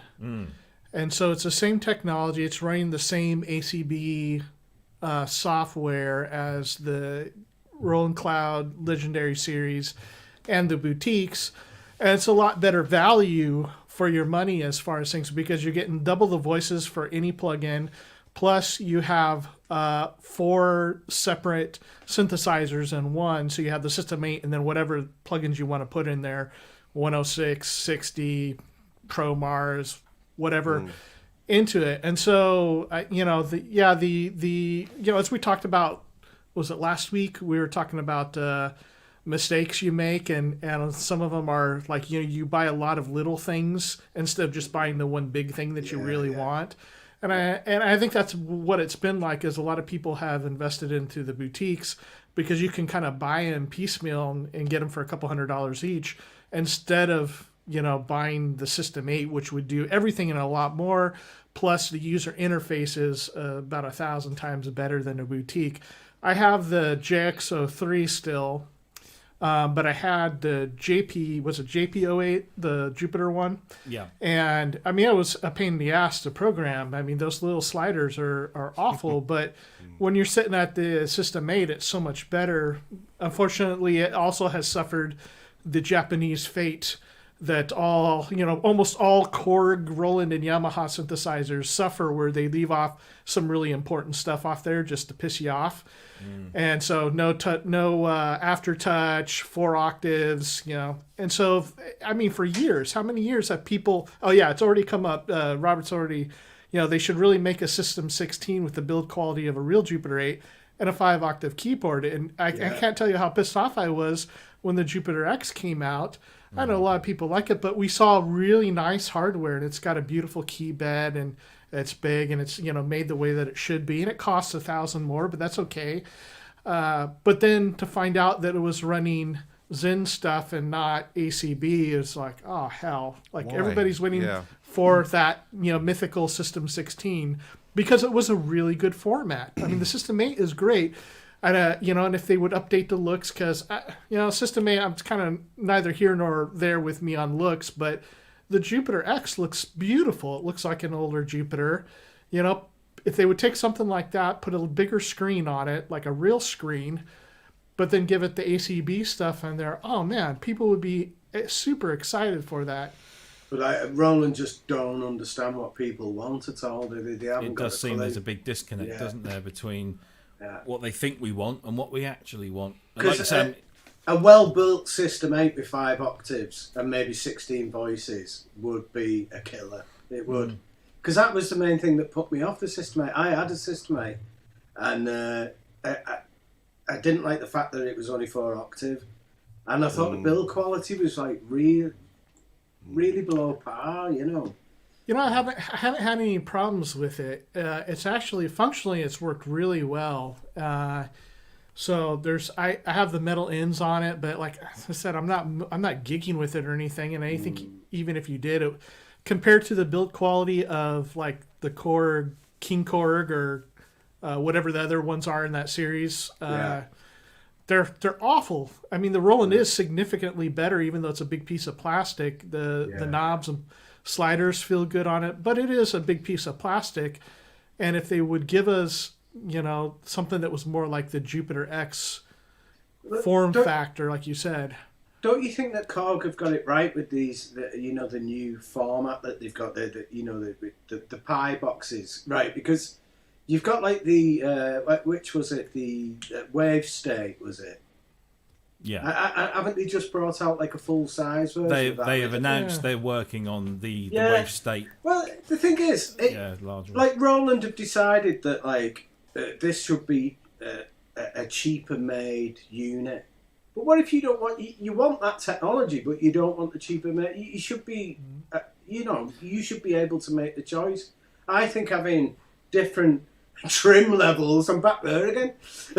He's obsessed. Ben always wanted a Fiesta gear, didn't he? So having these different trim levels in synths is a good idea, because some people will want the better build because they're taking it out gigging.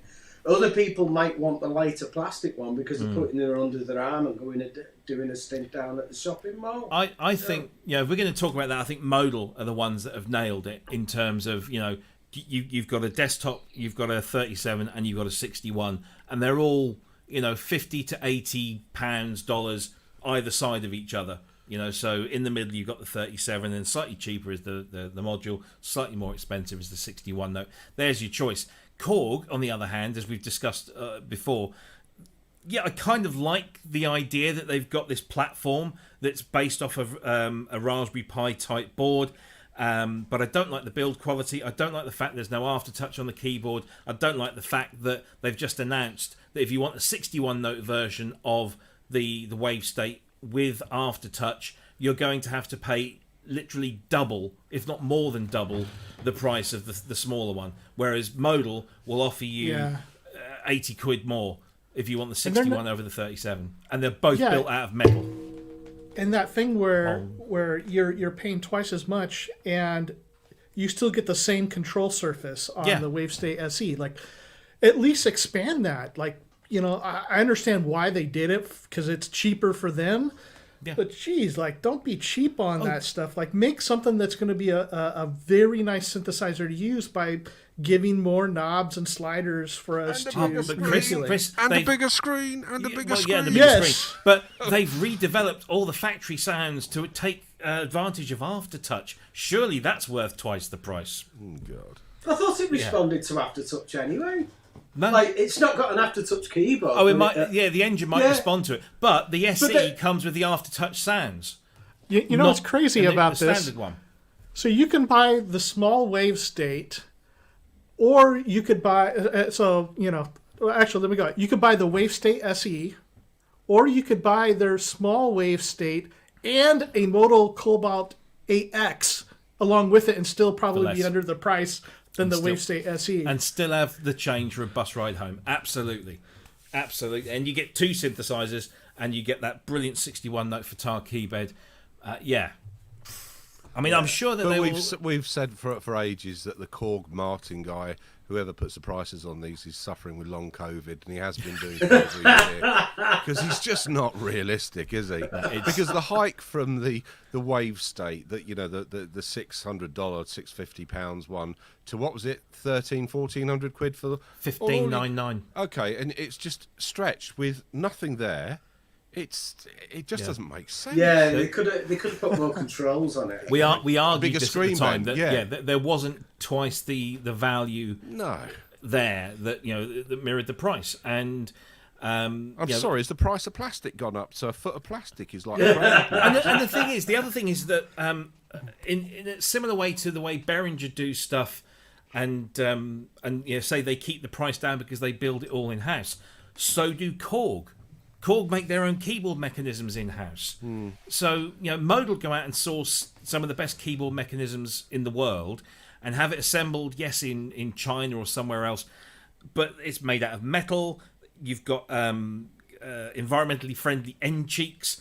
You've got a fantastic editor from launch. You've got all of those form factors. The build quality is excellent. The sound is excellent. I'm sorry, Korg, but I know this is supposed to be about Roland, but yeah, they've. I don't know. I mean, interesting. Don't get it. A couple of comments that I've just sort of noticed in the corner of my eye in the chat room, and I've also been made aware of this, that some of the build quality of the stuff that's coming out of Behringer now is getting more pronounced in the fact that they're having defects. The way, I don't know if it's the speed they're building them at or whether the components they're using, but a lot of this stuff now, people are saying, "Oh, this isn't working." So there has to be a medium part where the build quality is good, the platform is good, and the components you use good. But don't just throw it in the box, 5 seconds flat. Because I think there's nothing worse than you opening a box. I mean, can you imagine, Rob? You and I, we get these essences out, and one of them is knackered. And let's be honest, because I wrote him a shitogram about his build quality when they first started, didn't I? And so, why are you using these crap buttons here and this? If you're going to do it properly. And he came back and said, "Oh, well, these are only prototypes, Yeah, fair enough. But now, imagine we open this up now, and we've got to send this back through the aggro of Brexit. We will be going absolutely bananas. Yeah. And this all boils down to, we want decent quality, not too expensive, but please, guys, don't throw it together. Put it together so that we can use it. Fine medium in between, isn't there? Jeff Tolman got an Odyssey, didn't he? He got one delivered recently, and it didn't work at all. He sent that straight back. A friend of mine's got a Somebody Monopoly. should be testing them. Yeah, he's got a Monopoly, and the thing didn't even turn on. Yeah. There's no quality control there at all, obviously. No. But I think the problem with it is, look, supply and demand. Let's be honest. The Behringer 2600s, particularly now they've come out with the blue and the grey, they're going to sell tons of them. Oh, yeah. And everyone's going to want them. But I'm really worried about them turning up, and that doesn't work, this doesn't work. Again, not so bad if you're in Europe, but for people in the UK now, this is going to be an absolute nightmare, getting repaired or getting them sent back. It's just going to be complete aggro. Yeah. So the Behringer Cat that I bought in December, the first one that showed up had a problem with one of the sub-oscillators.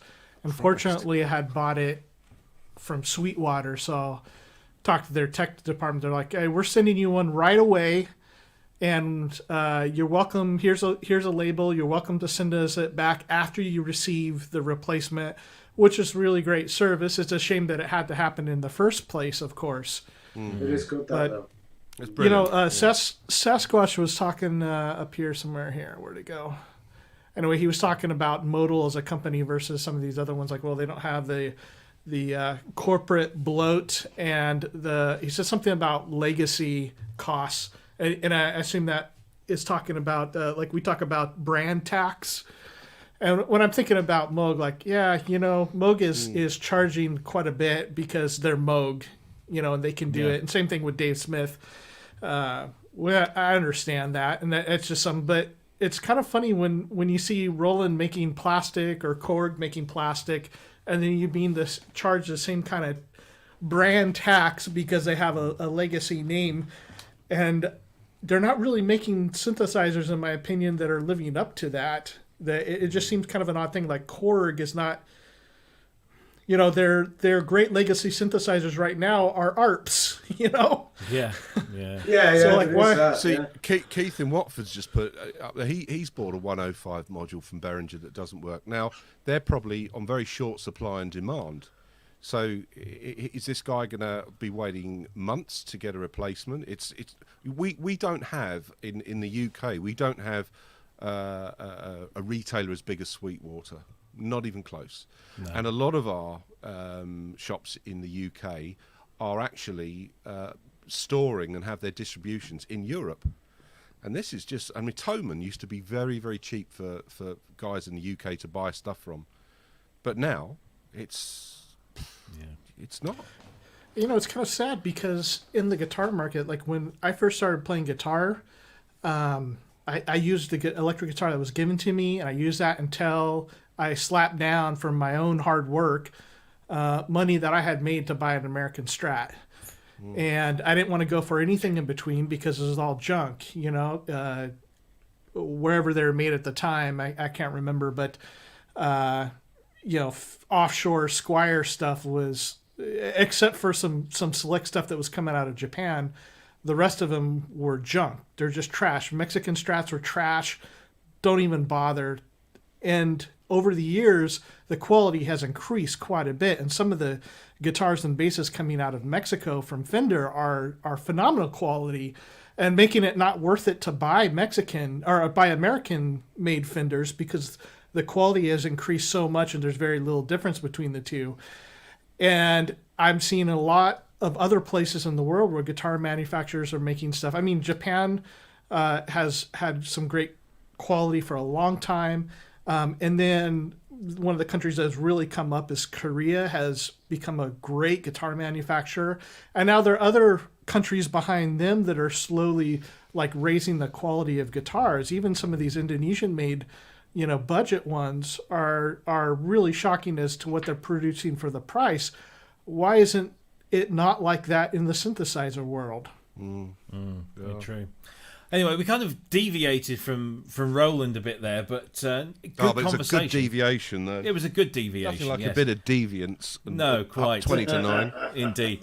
So the original news there was that the Juno 60 for Roland Cloud has dropped. I just want to point out that we stream live on YouTube. For some reason, Facebook stream today has failed. It says that the thing was deleted, so I guess that's something we've done at our end. But we are live streaming on Twitter, everyone. We now live stream on Twitter via the Periscope application.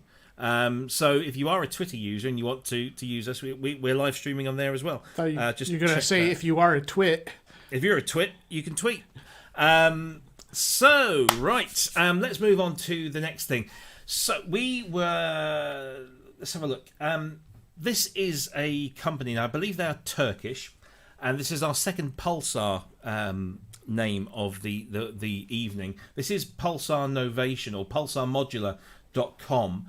And they have, or about to launch, a new plugin which is based, very faithfully based, on the Moog 914 fixed filter bank. I have to say that slowly, otherwise I get me F's and me B's all mixed up. So this is it here. And this is a very faithful recreation of the Moog 914 fixed filter bank, of which there are a number of hardware different versions out there, but they've spent a long time researching this unit and coming up with this incredibly faithful, and I say that because I don't have one to compare it to, but I'm told that it's an incredibly faithful recreation, meticulous, spot on, were the words that we used, of this inductor-based 914 fixed filter bank. I believe that it is out now for purchase. I think the official launch is next week. And yes, there you go, downloads, February 18th, version 1. We've been very fortunate enough to have a try with this. Now, one of the common misunderstandings with the 914 is that it's just kind of an EQ. But we are assured that, by people that use them, that it isn't. So essentially what a 914 is a filter bank with fixed frequency inductor-based filters, and you have a high pass and a low pass that operate, I forget the frequencies, that they're in there somewhere. But you also then have 12 band pass filters that go between 125 and 5.8 kilohertz. So 125 hertz to 5.8 kilohertz. And there are 12 of these in there, each tuned within about a half octave interval spacing. You have a wet-dry crossfader, which mixes between the treated signal and the dry signal. And this is basically a plug-in, so you can just stick this into your effects chain on anything you like, whether it's synthesizers or drums or vocals or guitars or whatever you want to do. Now, we've literally had about 24 hours, each of us, myself, Cryss and Ben, to play with this, and we're not really experts in this field.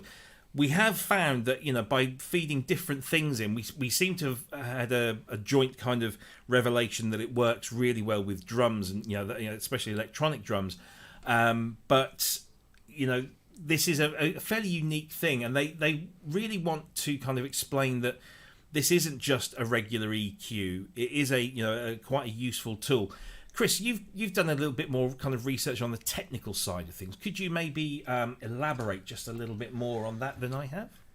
Yeah, so, again, the common thing is to think of it a little more like a graphic EQ, but with knobs. And so when I first started looking at modular stuff and saw these fixed filter banks, I was like, well, there's not any modulation on it. And this seems like a large waste of space because it's so big. And but the technology is a bit interesting in how it's set up. And so, usually when you're doing filtering, you're using some sort of like resistor capacitor circuit for a high pass or a low pass, or you build those together for band pass or notch filters. And this, as Robbie had said, uses inductors. And so if you're not familiar with an inductor, it's basically like a coil of wire, and that's what guitar pickups are inductors. In fact, out on the street here, when you pull up to the stoplight, and I don't know how it is in your areas or what they use, if it's just timers or if there's a trigger sensor, but for some American stoplights, they'll have a coil on the ground where your car pulls up to the light, and it actually is an inductor that senses that big mass of metal of your car, and it changes the signal, and it registers that the light should change. And so inductors are very cool old technology. In fact, wah pedals, which are basically sweepable bandpass filters that use inductors at the core of the circuit, are very similar. And so they have a unique and interesting sound to the way they do that. And from what I understand is this is something I'd like to play around with more, is that using it this way, it allows you to kind of focus resonances, because they're resonant bandpass filters. And the EQ curve on this looks really interesting when you see it, even when it's set flat. Like if you have all the knobs all the way up, it looks like little mountains, and your frequency responses. A couple of things that I liked about this plugin is some of the additional features which you don't find on some of the hardware, maybe more in the boutique hardware clones of it, but not on the originals, is that it has a mix control. And the feature that I enjoyed the most was it has it where it'll take every other frequency and pan it left or right. Yeah. So, of course, that can give you a really interesting stereo field. And when you have these resonances in different frequency responses and they're being shifted out into the stereo spectrum, it sounds really cool. And so, we've tested it on different sources, and one of the most interesting to me is I had grabbed one of my original 70s Big Muff Pi pedals, and which is just a massive sounding like fuzzy distortion and just a big wall of sound. And so when you have that going and you have this filter at full wet and you hit that left-right control and start doing the EQing, it just makes this, man, it's a big sound. Yeah. So yeah, it's pretty interesting. It takes a little of experimentation, because if you are coming to it from the idea that this is just an EQ, then you're not going to really understand what it does. But for some of those, in fact, Native Yes in the chat just mentioned Wendy Carlos, and so using these resonances even to mimic classical acoustic instruments and find those peaks right where they should be, kind of an interesting thing. Yeah. It's also worth pointing out there's this little section down here in the on the left-hand side, A, B, C, and random. Now, I believe that A is the model that they've currently implemented. B and C are for subsequent upgrade models that they're going to put in there. And random, I think they explained it like it kind of behaved like the real thing in terms of warming up and the different conditions that if you had a humid day or a cold day, it would behave in this kind of random fashion. So they've kind of modelled that in there as well. What I really liked about that though, Robbie, is each time that you initialize it with the random setting, it's different every time, obviously, as the name would suggest. But if you store that preset, it captures the character of that particular one. So if you just get that magic moment where something sounds absolutely perfect, you press store and it'll be like that every time, which you can't do in hardware, can you? That is a really good, a good addition to it. Yeah. So I would come to you, Simon, but you've had no experience with this, and as you pointed out before the show, there currently isn't a demo video. I would love to play this for you. Otherwise, I'm going to have to fire up all sorts of things on here, and it just becomes messy. So hopefully the guys will have a demo video up shortly. They have promised to do something. But that is out now, and it's $299. There is a free trial, 20-day fully functional trial that you can get as well if this is the sort of thing that interests you. I kind of guess it's kind of more of a specialist thing. It's not something I would have thought, I want one of those. But hey, Ben, sorry, you had your hand up. I was just going to say, we've started producing solo episodes, which we're taking sections of the live stream out, putting it into a self-contained video in case people are just interested in that. Yeah. When we do that with this particular product, we'll put a little audio demo of it in action with it at the end or something, so you can see it. Absolutely. In action. So that one is available, I believe, as of now. I think the kind of the official launch is some point next week, and we have got some very special news in that Pulsar Modular have given us 3 copies of this to give away to our audience, but we're not going to give them to you now. What we'd like you to do is, if you remember, we announced last week that we've got a very exciting show next week. With all due respect to our current guest this week, look, far more glamorous. I've even put on my top to promote it. Yay! So we've actually got Michelle Mokusa coming onto the show next week. We are so excited about this, and so to help us kind of spread the word, because Michelle's doing her bit, we're sharing the crap out of this in every place that we can. We'd like you to share the link to this, because we're going to throw it up in the next couple of days, to share the link to this broadcast, and we'd like you to tag, use the hashtag ProSynth Network, the hashtag Michelle, and also tag us in Facebook or Twitter or Instagram. And of course, let me just remind you of our handles. So if you want Twitter, it's @SynthPro, and Instagram @ProSynthNet. And of course, Facebook, I think we're still under Synth Elite, which was the original name of the group before, and we can't get rid of that, unfortunately.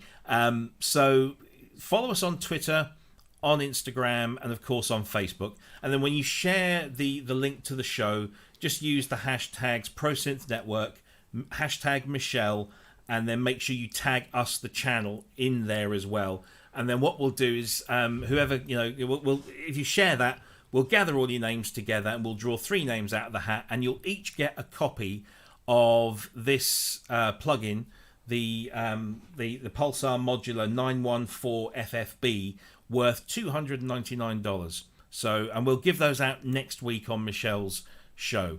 So if you are up for that, share the hell out of us. Just share it once or share it 3 times across all platforms, and then you'll get entered into the draw, and we'll pull your name out of a hat, or we'll do it electronically somehow, but we'll do it fairly. Maybe we'll just get Michelle to pick a number randomly. We'll have all the names, and we'll do something, but we'll make sure that it's legit. Do you know the question I'd like to ask her? It's not synth related. Is how on earth she's lost so much weight? Because I need to get on whatever she's doing. She looks fantastic in that picture. Yeah, she looks great. Yeah. She does. There you go. It's all in the genes. So there you go. That's the Pulsar Modular 914. I was going to say N14. 914 FFB. But the other thing that these guys brought to our attention this week, and something we have had a lot of fun with, is another product. They've just updated to version 2, and this is an effect called the Lunar Lander. And this is it. Let me just share this on the screen. So the Lunar Lander is this wonderful, wonderful plugin that has a precise modelling of the BBD analog delay, 3 plate reverbs, Class A amplification, Class AB amplification, flip analog delay and reverb modules in the signal chain, dry-wet mix controls, one knob ducking, works with mono or stereo, all parameters exposed to your DAW for automation with 0 latency. This is super, super fun with instant gratification.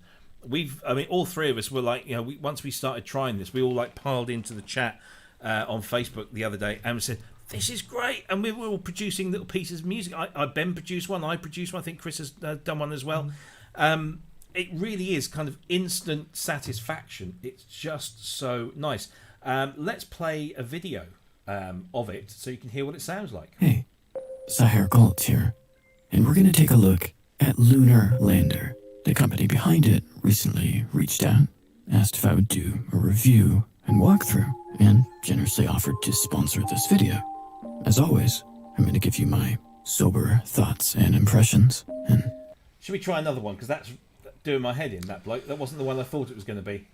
Actually, was that a Logue? Here we go. So this is on a piano.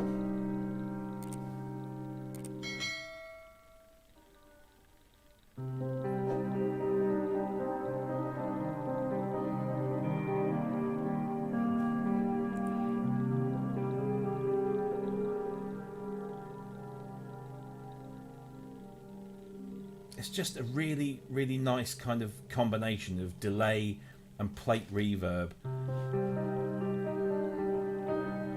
And it works really, really nicely on drums, on synths, on guitars. I mean, the demo that I was doing, albeit it was all sample-based synthesizers, I was using a sample library of a Gibson Hummingbird, sorry.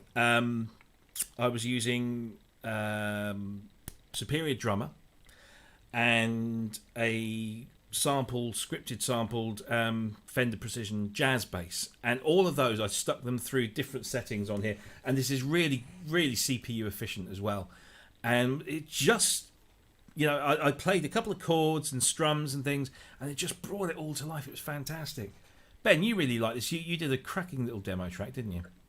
I loved it. I absolutely love this, and I think it's going to become part of my regular go-to effects. It's got a plate reverb in it. It's got a bucket brigade delay. It's you can modulate the delays. It's just I did a track and it was the only effect on the track. And when we produce the solo video for this, sorry to keep going on about it, we'll put the snippets of our 3 tracks in there so you can hear them, because I think we've kind of proved that you only need one effect unit, really. You can do loads and loads of stuff with this. It's really, really nice. It really creates loads of space. The plate reverbs are great. You can manipulate them to kind of get gated effects, even if you want. I just thought not many things have impressed me as much as Lunar Lander has, and not many effects at all. Supermassive, Supermassive is great. That is free. You've got to pay for this one, but you do get a lot more. It is totally pro effect. It's great. Yeah, it's really. Cryss, your thoughts on this? Yeah, I really liked it. I can be obnoxiously picky about things, and bucket brigade delay. So just first of all, it's a one plugin, but it's got a section that has a bucket brigade sounding delay, so analog delay. It's got plate reverb with 3 different plates, and then the last section is kind of simulates and perhaps will find out more details on it, but it's got an input and output gain, and it simulates either a Class A or Class AB power amp. And so it can get, like on the Class AB, it can get a little bit gritty too, which is a nice sound. I had a lot of good results with that. So with the delays, like I've had so many great vintage delays, old memory mans from the, deluxe memory mans from the 70s. Had some crazy boutique stuff like Tonezar, Echozars, and everything in between. And I'm kind of fanatical about that sound. And so the Bucket Brigade delay sounds really great. It's got modulation for it. All the regular features, you can sync it to your DAW and all of that. One thing that I wish they would put on there would be a ping pong. Would be fantastic on that delay section. The plate reverb sounds great. I mean, you can dial in like regular plate sounds like you'd use on vocals or something. But of course, I'm sure probably you guys did as well. Like if you go nuts with it and turn up the decay a bunch, you get really into some nice ambient land. Yeah. And pretty much my experience was the same. I experimented it with using the plate on drums. And then all three of the other effects on, and also the that kind of power amp sound too. The saturation on drums sounded good, but on guitars and synthesizers, using it on both hardware and software stuff, was having really good results. I was making like kind of a dark, maybe more 70s-ish sounding type of song, and then Ben sent his over, and it was so cool and 80s and polished, and I was like, I didn't even work on mine yesterday. I was going to keep working on it. I was like, damn, that sounds good. Like, I know. I'm a little upset right now. I wasn't even trying to create something 80s. It just sounded that way. It's funny because one of their demos, I'm not sure if it's this one, but it featured acoustic guitar going through this, and I thought, oh, that really sounds nice. But I can't play guitar, but I do have a scripted guitar plugin. So I stuck that through it and started, playing some chords on that. And I thought, oh, that sounds nice. And then I thought, I wonder what it sounds like on a real acoustic drum kit. So the best thing I could do was use Superior Drummer. So I pulled up my favourite Phil Collins style drum kit and put it through that. I thought, oh, wow, that sounds good. Mm-hmm. And I thought, well, I've got to go the whole hog now. So I've got a bass guitar, electric bass guitar plugin, and put it through that, and it was just, I kind of got that 70s sort of, maybe late 70s, early 80s kind of proggy vibe thing going on. I just really, really liked it, and it was so much fun just twiddling that effect. Let's see if we can get a better audio representation on this through this demo. Pulsar had a video. I think this might be it, or not. Let's see. So they had another one where a guitarist was using it. Yeah.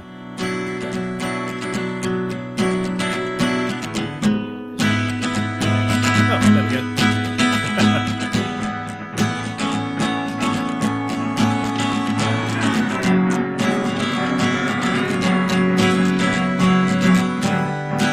Hey, Robbie. Yeah. Go to the other one that's... It's a guy in a room that they brought in that's playing electric guitar. It's a video of him playing with it. It's on the Pulsar Modular channel. So, funny thing anecdotally, so on that video of the electric guitar, there's beautiful scenery out the window, and I started looking at it. I was, just listening to the plane like, that looks familiar. This one? And... Oh, sorry, you're not seeing my screen. Is it this one? I'm not bloody... Sorry, I'm just being completely stupid there. Right, so, tell me when to stop. No. The cuddly toy. Might It's be that one. It's got to be that one. That one. Yeah. Yeah, he's a guitarist, then you can tell. You can tell. Those guitarists. Hi, I'm Zaid Hamdan. I'm in Antalya. Skip forward a little bit. Amazing city. I can't on this because it's... I've been invited by the company Pulsar Modular to... Let me bring that up into a different... While you're getting that, I was watching some of the background of this video, and I was like, man, I've been there. I think I know where that is, and I went and looked in my photos, and it's Antalya, Turkey, which is on the southern shore, kind of southwestern Turkey, and it's a really beautiful area. Very cool place to visit.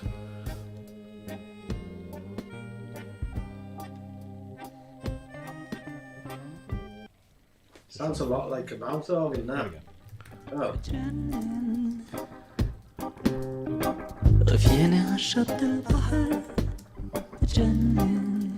Yep, it blends in really well.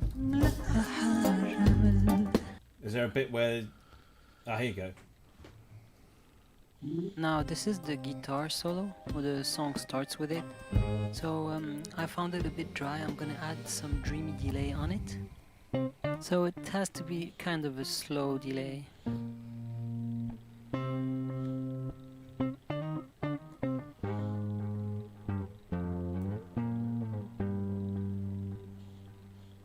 Was there a bit... Is this what you're thinking of, Cryss? Yeah, had some stuff of him playing. It was really nice. So I'll probably put out something on my channel, in addition to what we do on the other videos that we'll put out during the week. But yeah, I'll do one with guitar that will just be demonstrating it with guitar. So yeah, no, it is a cracking plugin. Really, really. Simon, did you get a chance to listen to any of those videos and form any Not thoughts of that, on that? but I mean, it does sound nice. But let's be honest, there's a plethora of Valhallas and not that they do it all in one, but yeah, it's nice. It's nice. He's nonplussed. Ben, sorry, you want to say something else? No, just very happy with it, me. I thought it was great. Good. Well, that's Lunar Lander, which is available for $149 from pulsarmodular.com. But just to remind you, if you want to win yourself a copy of the Fixed Filter Bank, 914 Fixed Filter Bank plugin that they do, we are going to put something on the Facebook page, and we're going to give you a link to the show for next week where we interview Michelle Mokusa. And if you share that on either Facebook, Instagram, or Twitter, or all three, or a combination thereof, and make sure you tag us in the post and put a hashtag of ProSynth Network, hashtag Michelle, then we will be able to pick that up, and we will pick your name out of a virtual hat or a real hat or a list of numbers on the screen, and 3 of you will win a copy of the Fixed Filter Bank worth $299 each. So go for it. We'll announce that across our social media channels in the next 24 to 48 hours, i.e. this weekend when I've got some time to do it. Right, couple more things before we shoot off. Let's quickly do this one. Now, we spoke about this one last week, and we said, one of us, might have been me, might have been one of the other guys, said, oh, do you know, it's a shame they haven't done it for the Korg Logue format. This is Sinevibes. Droplet. Now, we spoke about the Droplet for the Mac last week. Well, now it's available on the Korg Logue format, which means that you can shove it into a Pro Log, a Mini Log, an NTS1, any of those units that supports these plugins. It's just $19 plus sales tax, and it's a raindrop delay that features up to 10 delay lines connected in series. Didn't the software have 32? It's a little bit more comprehensive, but I guess that's the limitations. But still, I mean, it sounds fantastic. Gave me gas for the prologue, this. So. Does it? Yeah. Yeah. Let's see. Hopefully, you'll be able to get the audio on this. Is that coming through? Yeah. Yep. And then switch it on.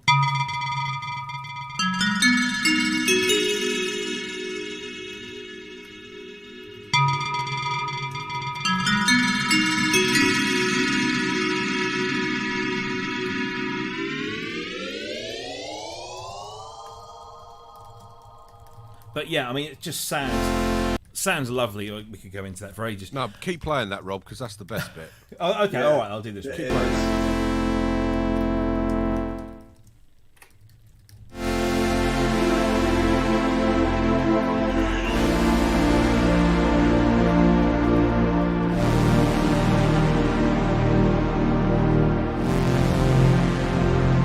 Now, that's what I call big. Yeah.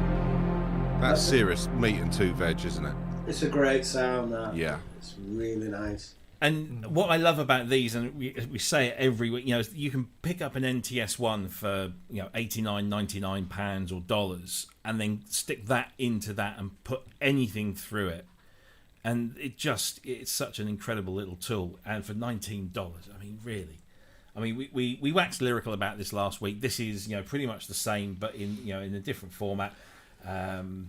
Is it a bit of hardware? Is it a software or firmware update? What is it? It's just a piece of code that you download, and then using the NTS1 editor or the editor for your tool, you then just upload it into that into one of the slots. I think we were saying last week that this is the future, isn't it? That this is what has got to be like blanketed out to all synthesizers. Really, I think that'd be nice. It's open-ended architecture. Chris. And if anybody missed it, they have these available. They have 3 plugins so far in plugin format for Mac right now. So I've been using Droplet, the Blend Chorus, and my favorite's Albedo, which is a granular delay, and all 3 of them are really good sounding. So if you don't have a Prologue, like I don't have any of the Logue series stuff, but I use these on my MacBook as an effect, and so they kind of hold that same place where, we've talked so many times about Supermassive is one, Albedo is probably my first choice, and I'm still still using more on Droplets, and then also the Lunar Lander, where you want to add something to your sound, and you go and grab one of these, and it just takes you into some other realm. Yeah. And if you want, you can buy packages of these. I think they do it on the Mac versions as well. You get the whole collection. So obviously there's only 3 on the Mac, but with the Logue stuff, I mean, there's a whole bunch. What's there? 12, 15, 19, 20 odd effects there. You can get the whole collection for just $269, or the effects for just $169, or the oscillators for $129. So you can get a real discount there. And that's just a heck of a collection of additional tools that you can throw into these. Was one of them machines. Everything? Was there like a... Yes, so the 269 is the oscillators and the effects, and then 169 and 129 is the FX and the oscillators respectively. That's a great upgrade, isn't it? To you buy your Korg, whatever lot, and then get this as an upgrade. It's fantastic. Sorry. No, it's just because I don't know the Prologue. You can only put in one at a time, or no. Each of them.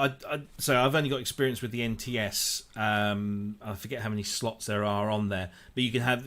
There's a finite amount of memory, so you can't have all of them. But you can have more than one. You can have a handful, if not more than a handful, on all of those.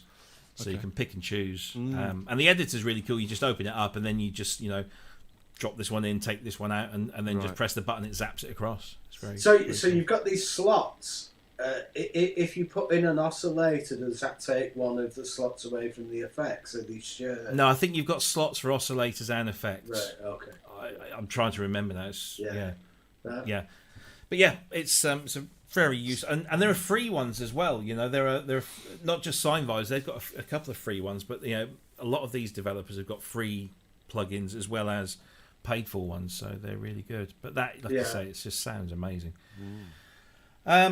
Finally, for today, we haven't had a Spitfire audio thing for a while, but we've got 2 of them at once.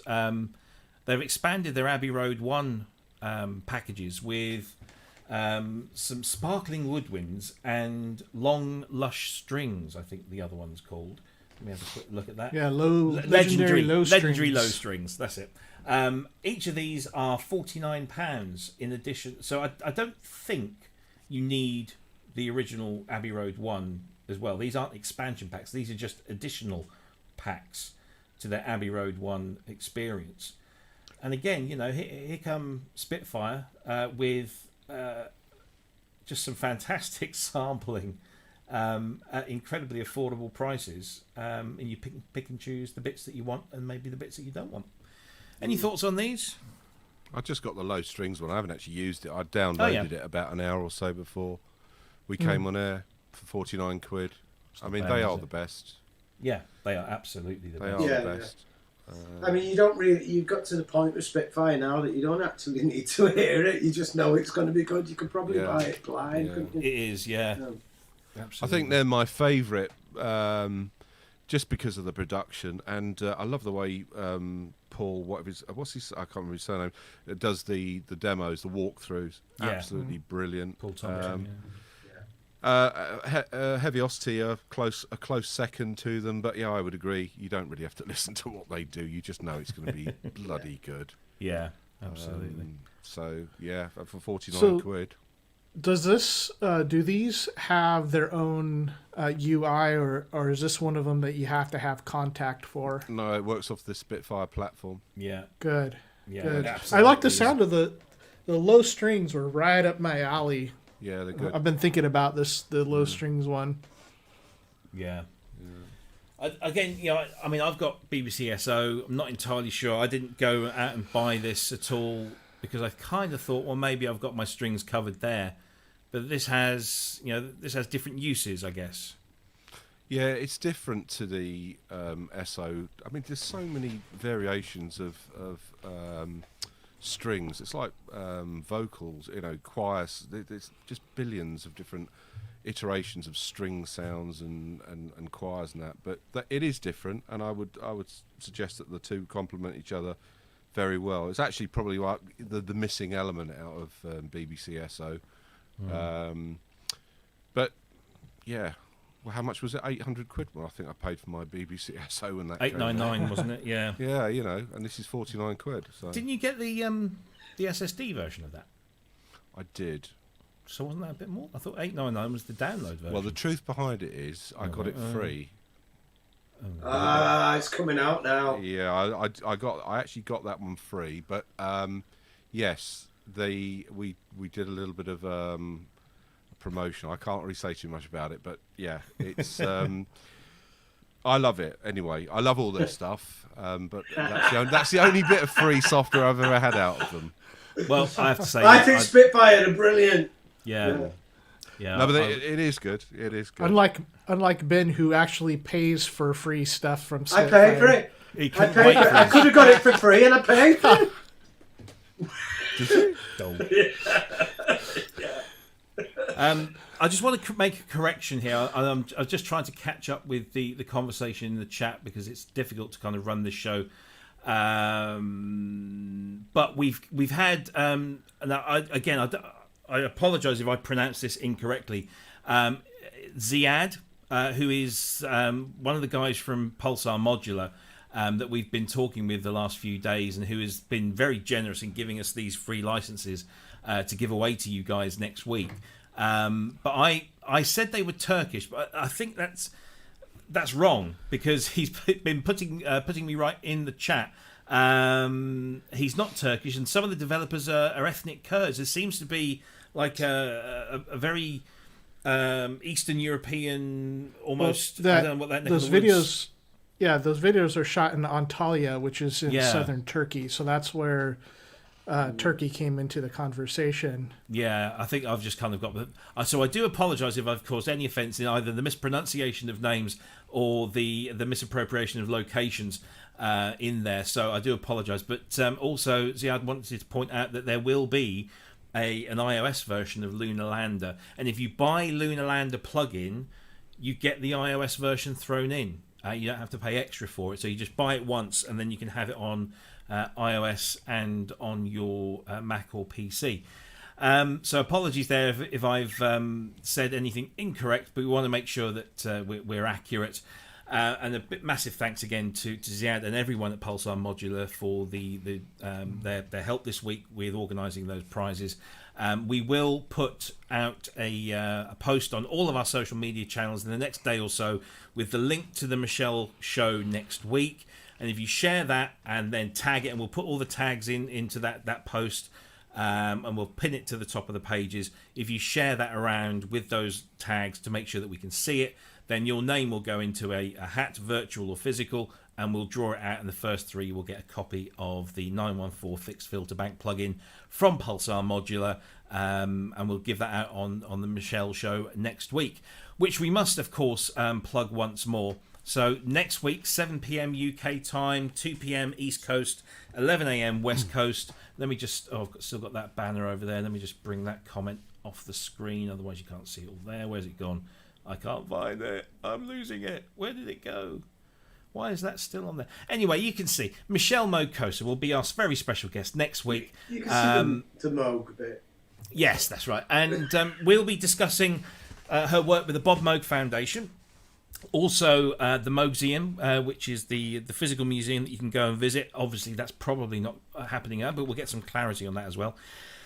We'll also be talking about Electronic Voyager, which is the film documentary movie that's being made featuring Michelle going around and speaking to all the people, a huge bunch of people, including the likes of Rick Wakeman, about the influence of her father's work on their careers and electronic music as a whole.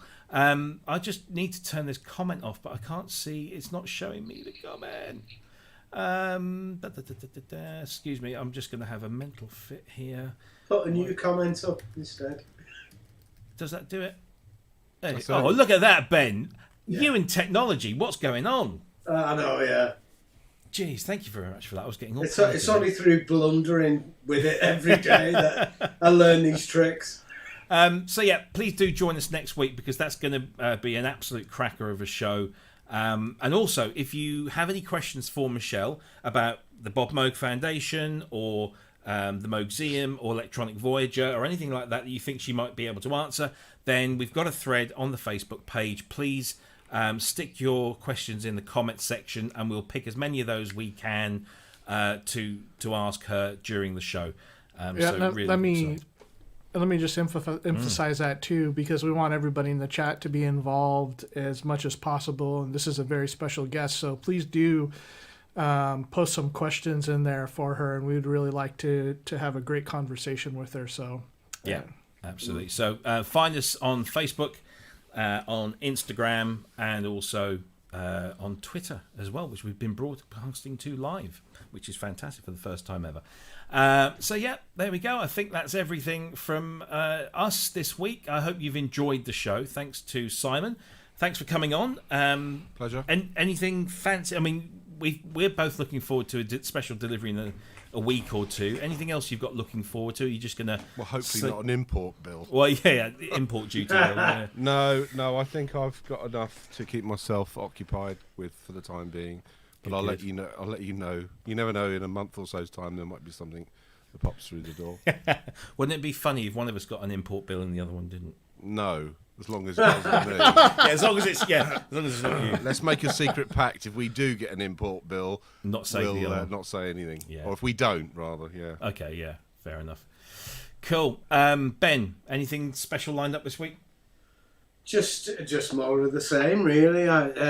More tracks for the Electromantics album, and that's in the final stages now of recording. I'm just waiting. Basically, I'm waiting for the vocalist to do their bit, and then I can mix it. Just more preparation for that, really, and spending a bit more time with Lunar Lander, because I love it. Yeah. And I'll be producing the solo videos from this show and adding the Lunar Lander examples and the filter bank as well. Absolutely. Cryss, plans for the week? Yeah, all the usual stuff. I'll be putting my Princeton back together, continue working on that song. I mean, man, we've had an incredible week as far as software. I mean, the hardware stuff was cool, clouds and all that, but wow, look at all this software, the OB-E, Lunar Lander, Fixed Filter Bank, 1178, Juno 60. Yeah. I mean, geez, I need a cigarette now. You need a hard drive. You need a new hard drive. So I'm this week I shall be mostly fitting more of these around the place, because these got delivered this week, the Widdy Jacks. The ironic thing is I ordered 4 of these because I've got a couple of sculpts. I've got a sculpt and a craft synth. I've got an Uno drum and an Uno synth, and all of those were requiring these if I wanted to use them wirelessly over MIDI. Turns out that the new firmware for the Widdy Masters has sorted out the power issue with the Sculpt and the Craft synth, and they just work off the regular ones now, which is brilliant. It's absolutely fantastic, and it means that I've now got to use these somewhere else. So I've probably got a surplus of those. But also, I just want to put out there that the third CME product that is going to bear the WIDI name is WIDI U Host, which is designed for two main applications. One, to give computers that don't have Bluetooth MIDI as standard, i.e. Windows computers, the option to use it. And secondly, any instrument that only has USB MIDI can use this WIDI U host. If that floats your boat and you're interested, please do register your interest with CME. You don't have to buy. There's no deposit or anything like that. You're just basically saying, I'm interested. And the more they get, as soon as they get to like 3,000 registrations of interest, they make it. So if it does, if you're curious and you want to know what it does, and you also get a 50% discount if you do decide to order. So please go to the cme-pro.com website and sign up for that. And don't worry, I'm not on a commission for this. I'm not making anything out of this, but I just think these are really cool guys that deserve a little help. There we go. Simon could do with a couple of them. So yeah, I'll be interested to know. Once all this crap is over, I want to do an experiment with using these in a live situation. I don't know how I'm going to go about it, but I want to film it. I want to do it. I want to see. Maybe I have to come up to Warrington or something and film the first Electromantics gig or something, or even a rehearsal or something. See how they work. No, we do go down south as well. So. Oh, do you grace us with your presence? Do you? Yeah. Only once. Well, I expect guest list. Yeah, but Robbie's in the east. Robbie's in the east. Oh, is he? You're not a southerner. You're a half northerner. Don't you live in Ruislip? No. Right. Wait, do I know where Robbie lives, but Ben doesn't? Yeah. I've got no clue. Well, I'm not that far away from Simon, so he can't talk. So I've only just found out where I live. Oh dear. Excellent. Right, guys, I'm going to have to knock it on the head because my throat is going. I've got no more drink and my voice is going. Brilliant to see you all. Thanks ever so much for your company. Thank you to everyone in the chat room. I would name you, but there's so many. Thanks to all the regulars. I've seen some new faces in there too. So thanks ever so much for joining us. Really appreciate your presence. Next week, Michelle Mokosa, 7 p.m. UK, 2 p.m. Eastern, 11 a.m. West Coast. Do join us, bookmark us, subscribe to us, hit that bell, do whatever it is that you're supposed to do, and we will see you all next week. Thank you very much for your company. Take care, and bye-bye.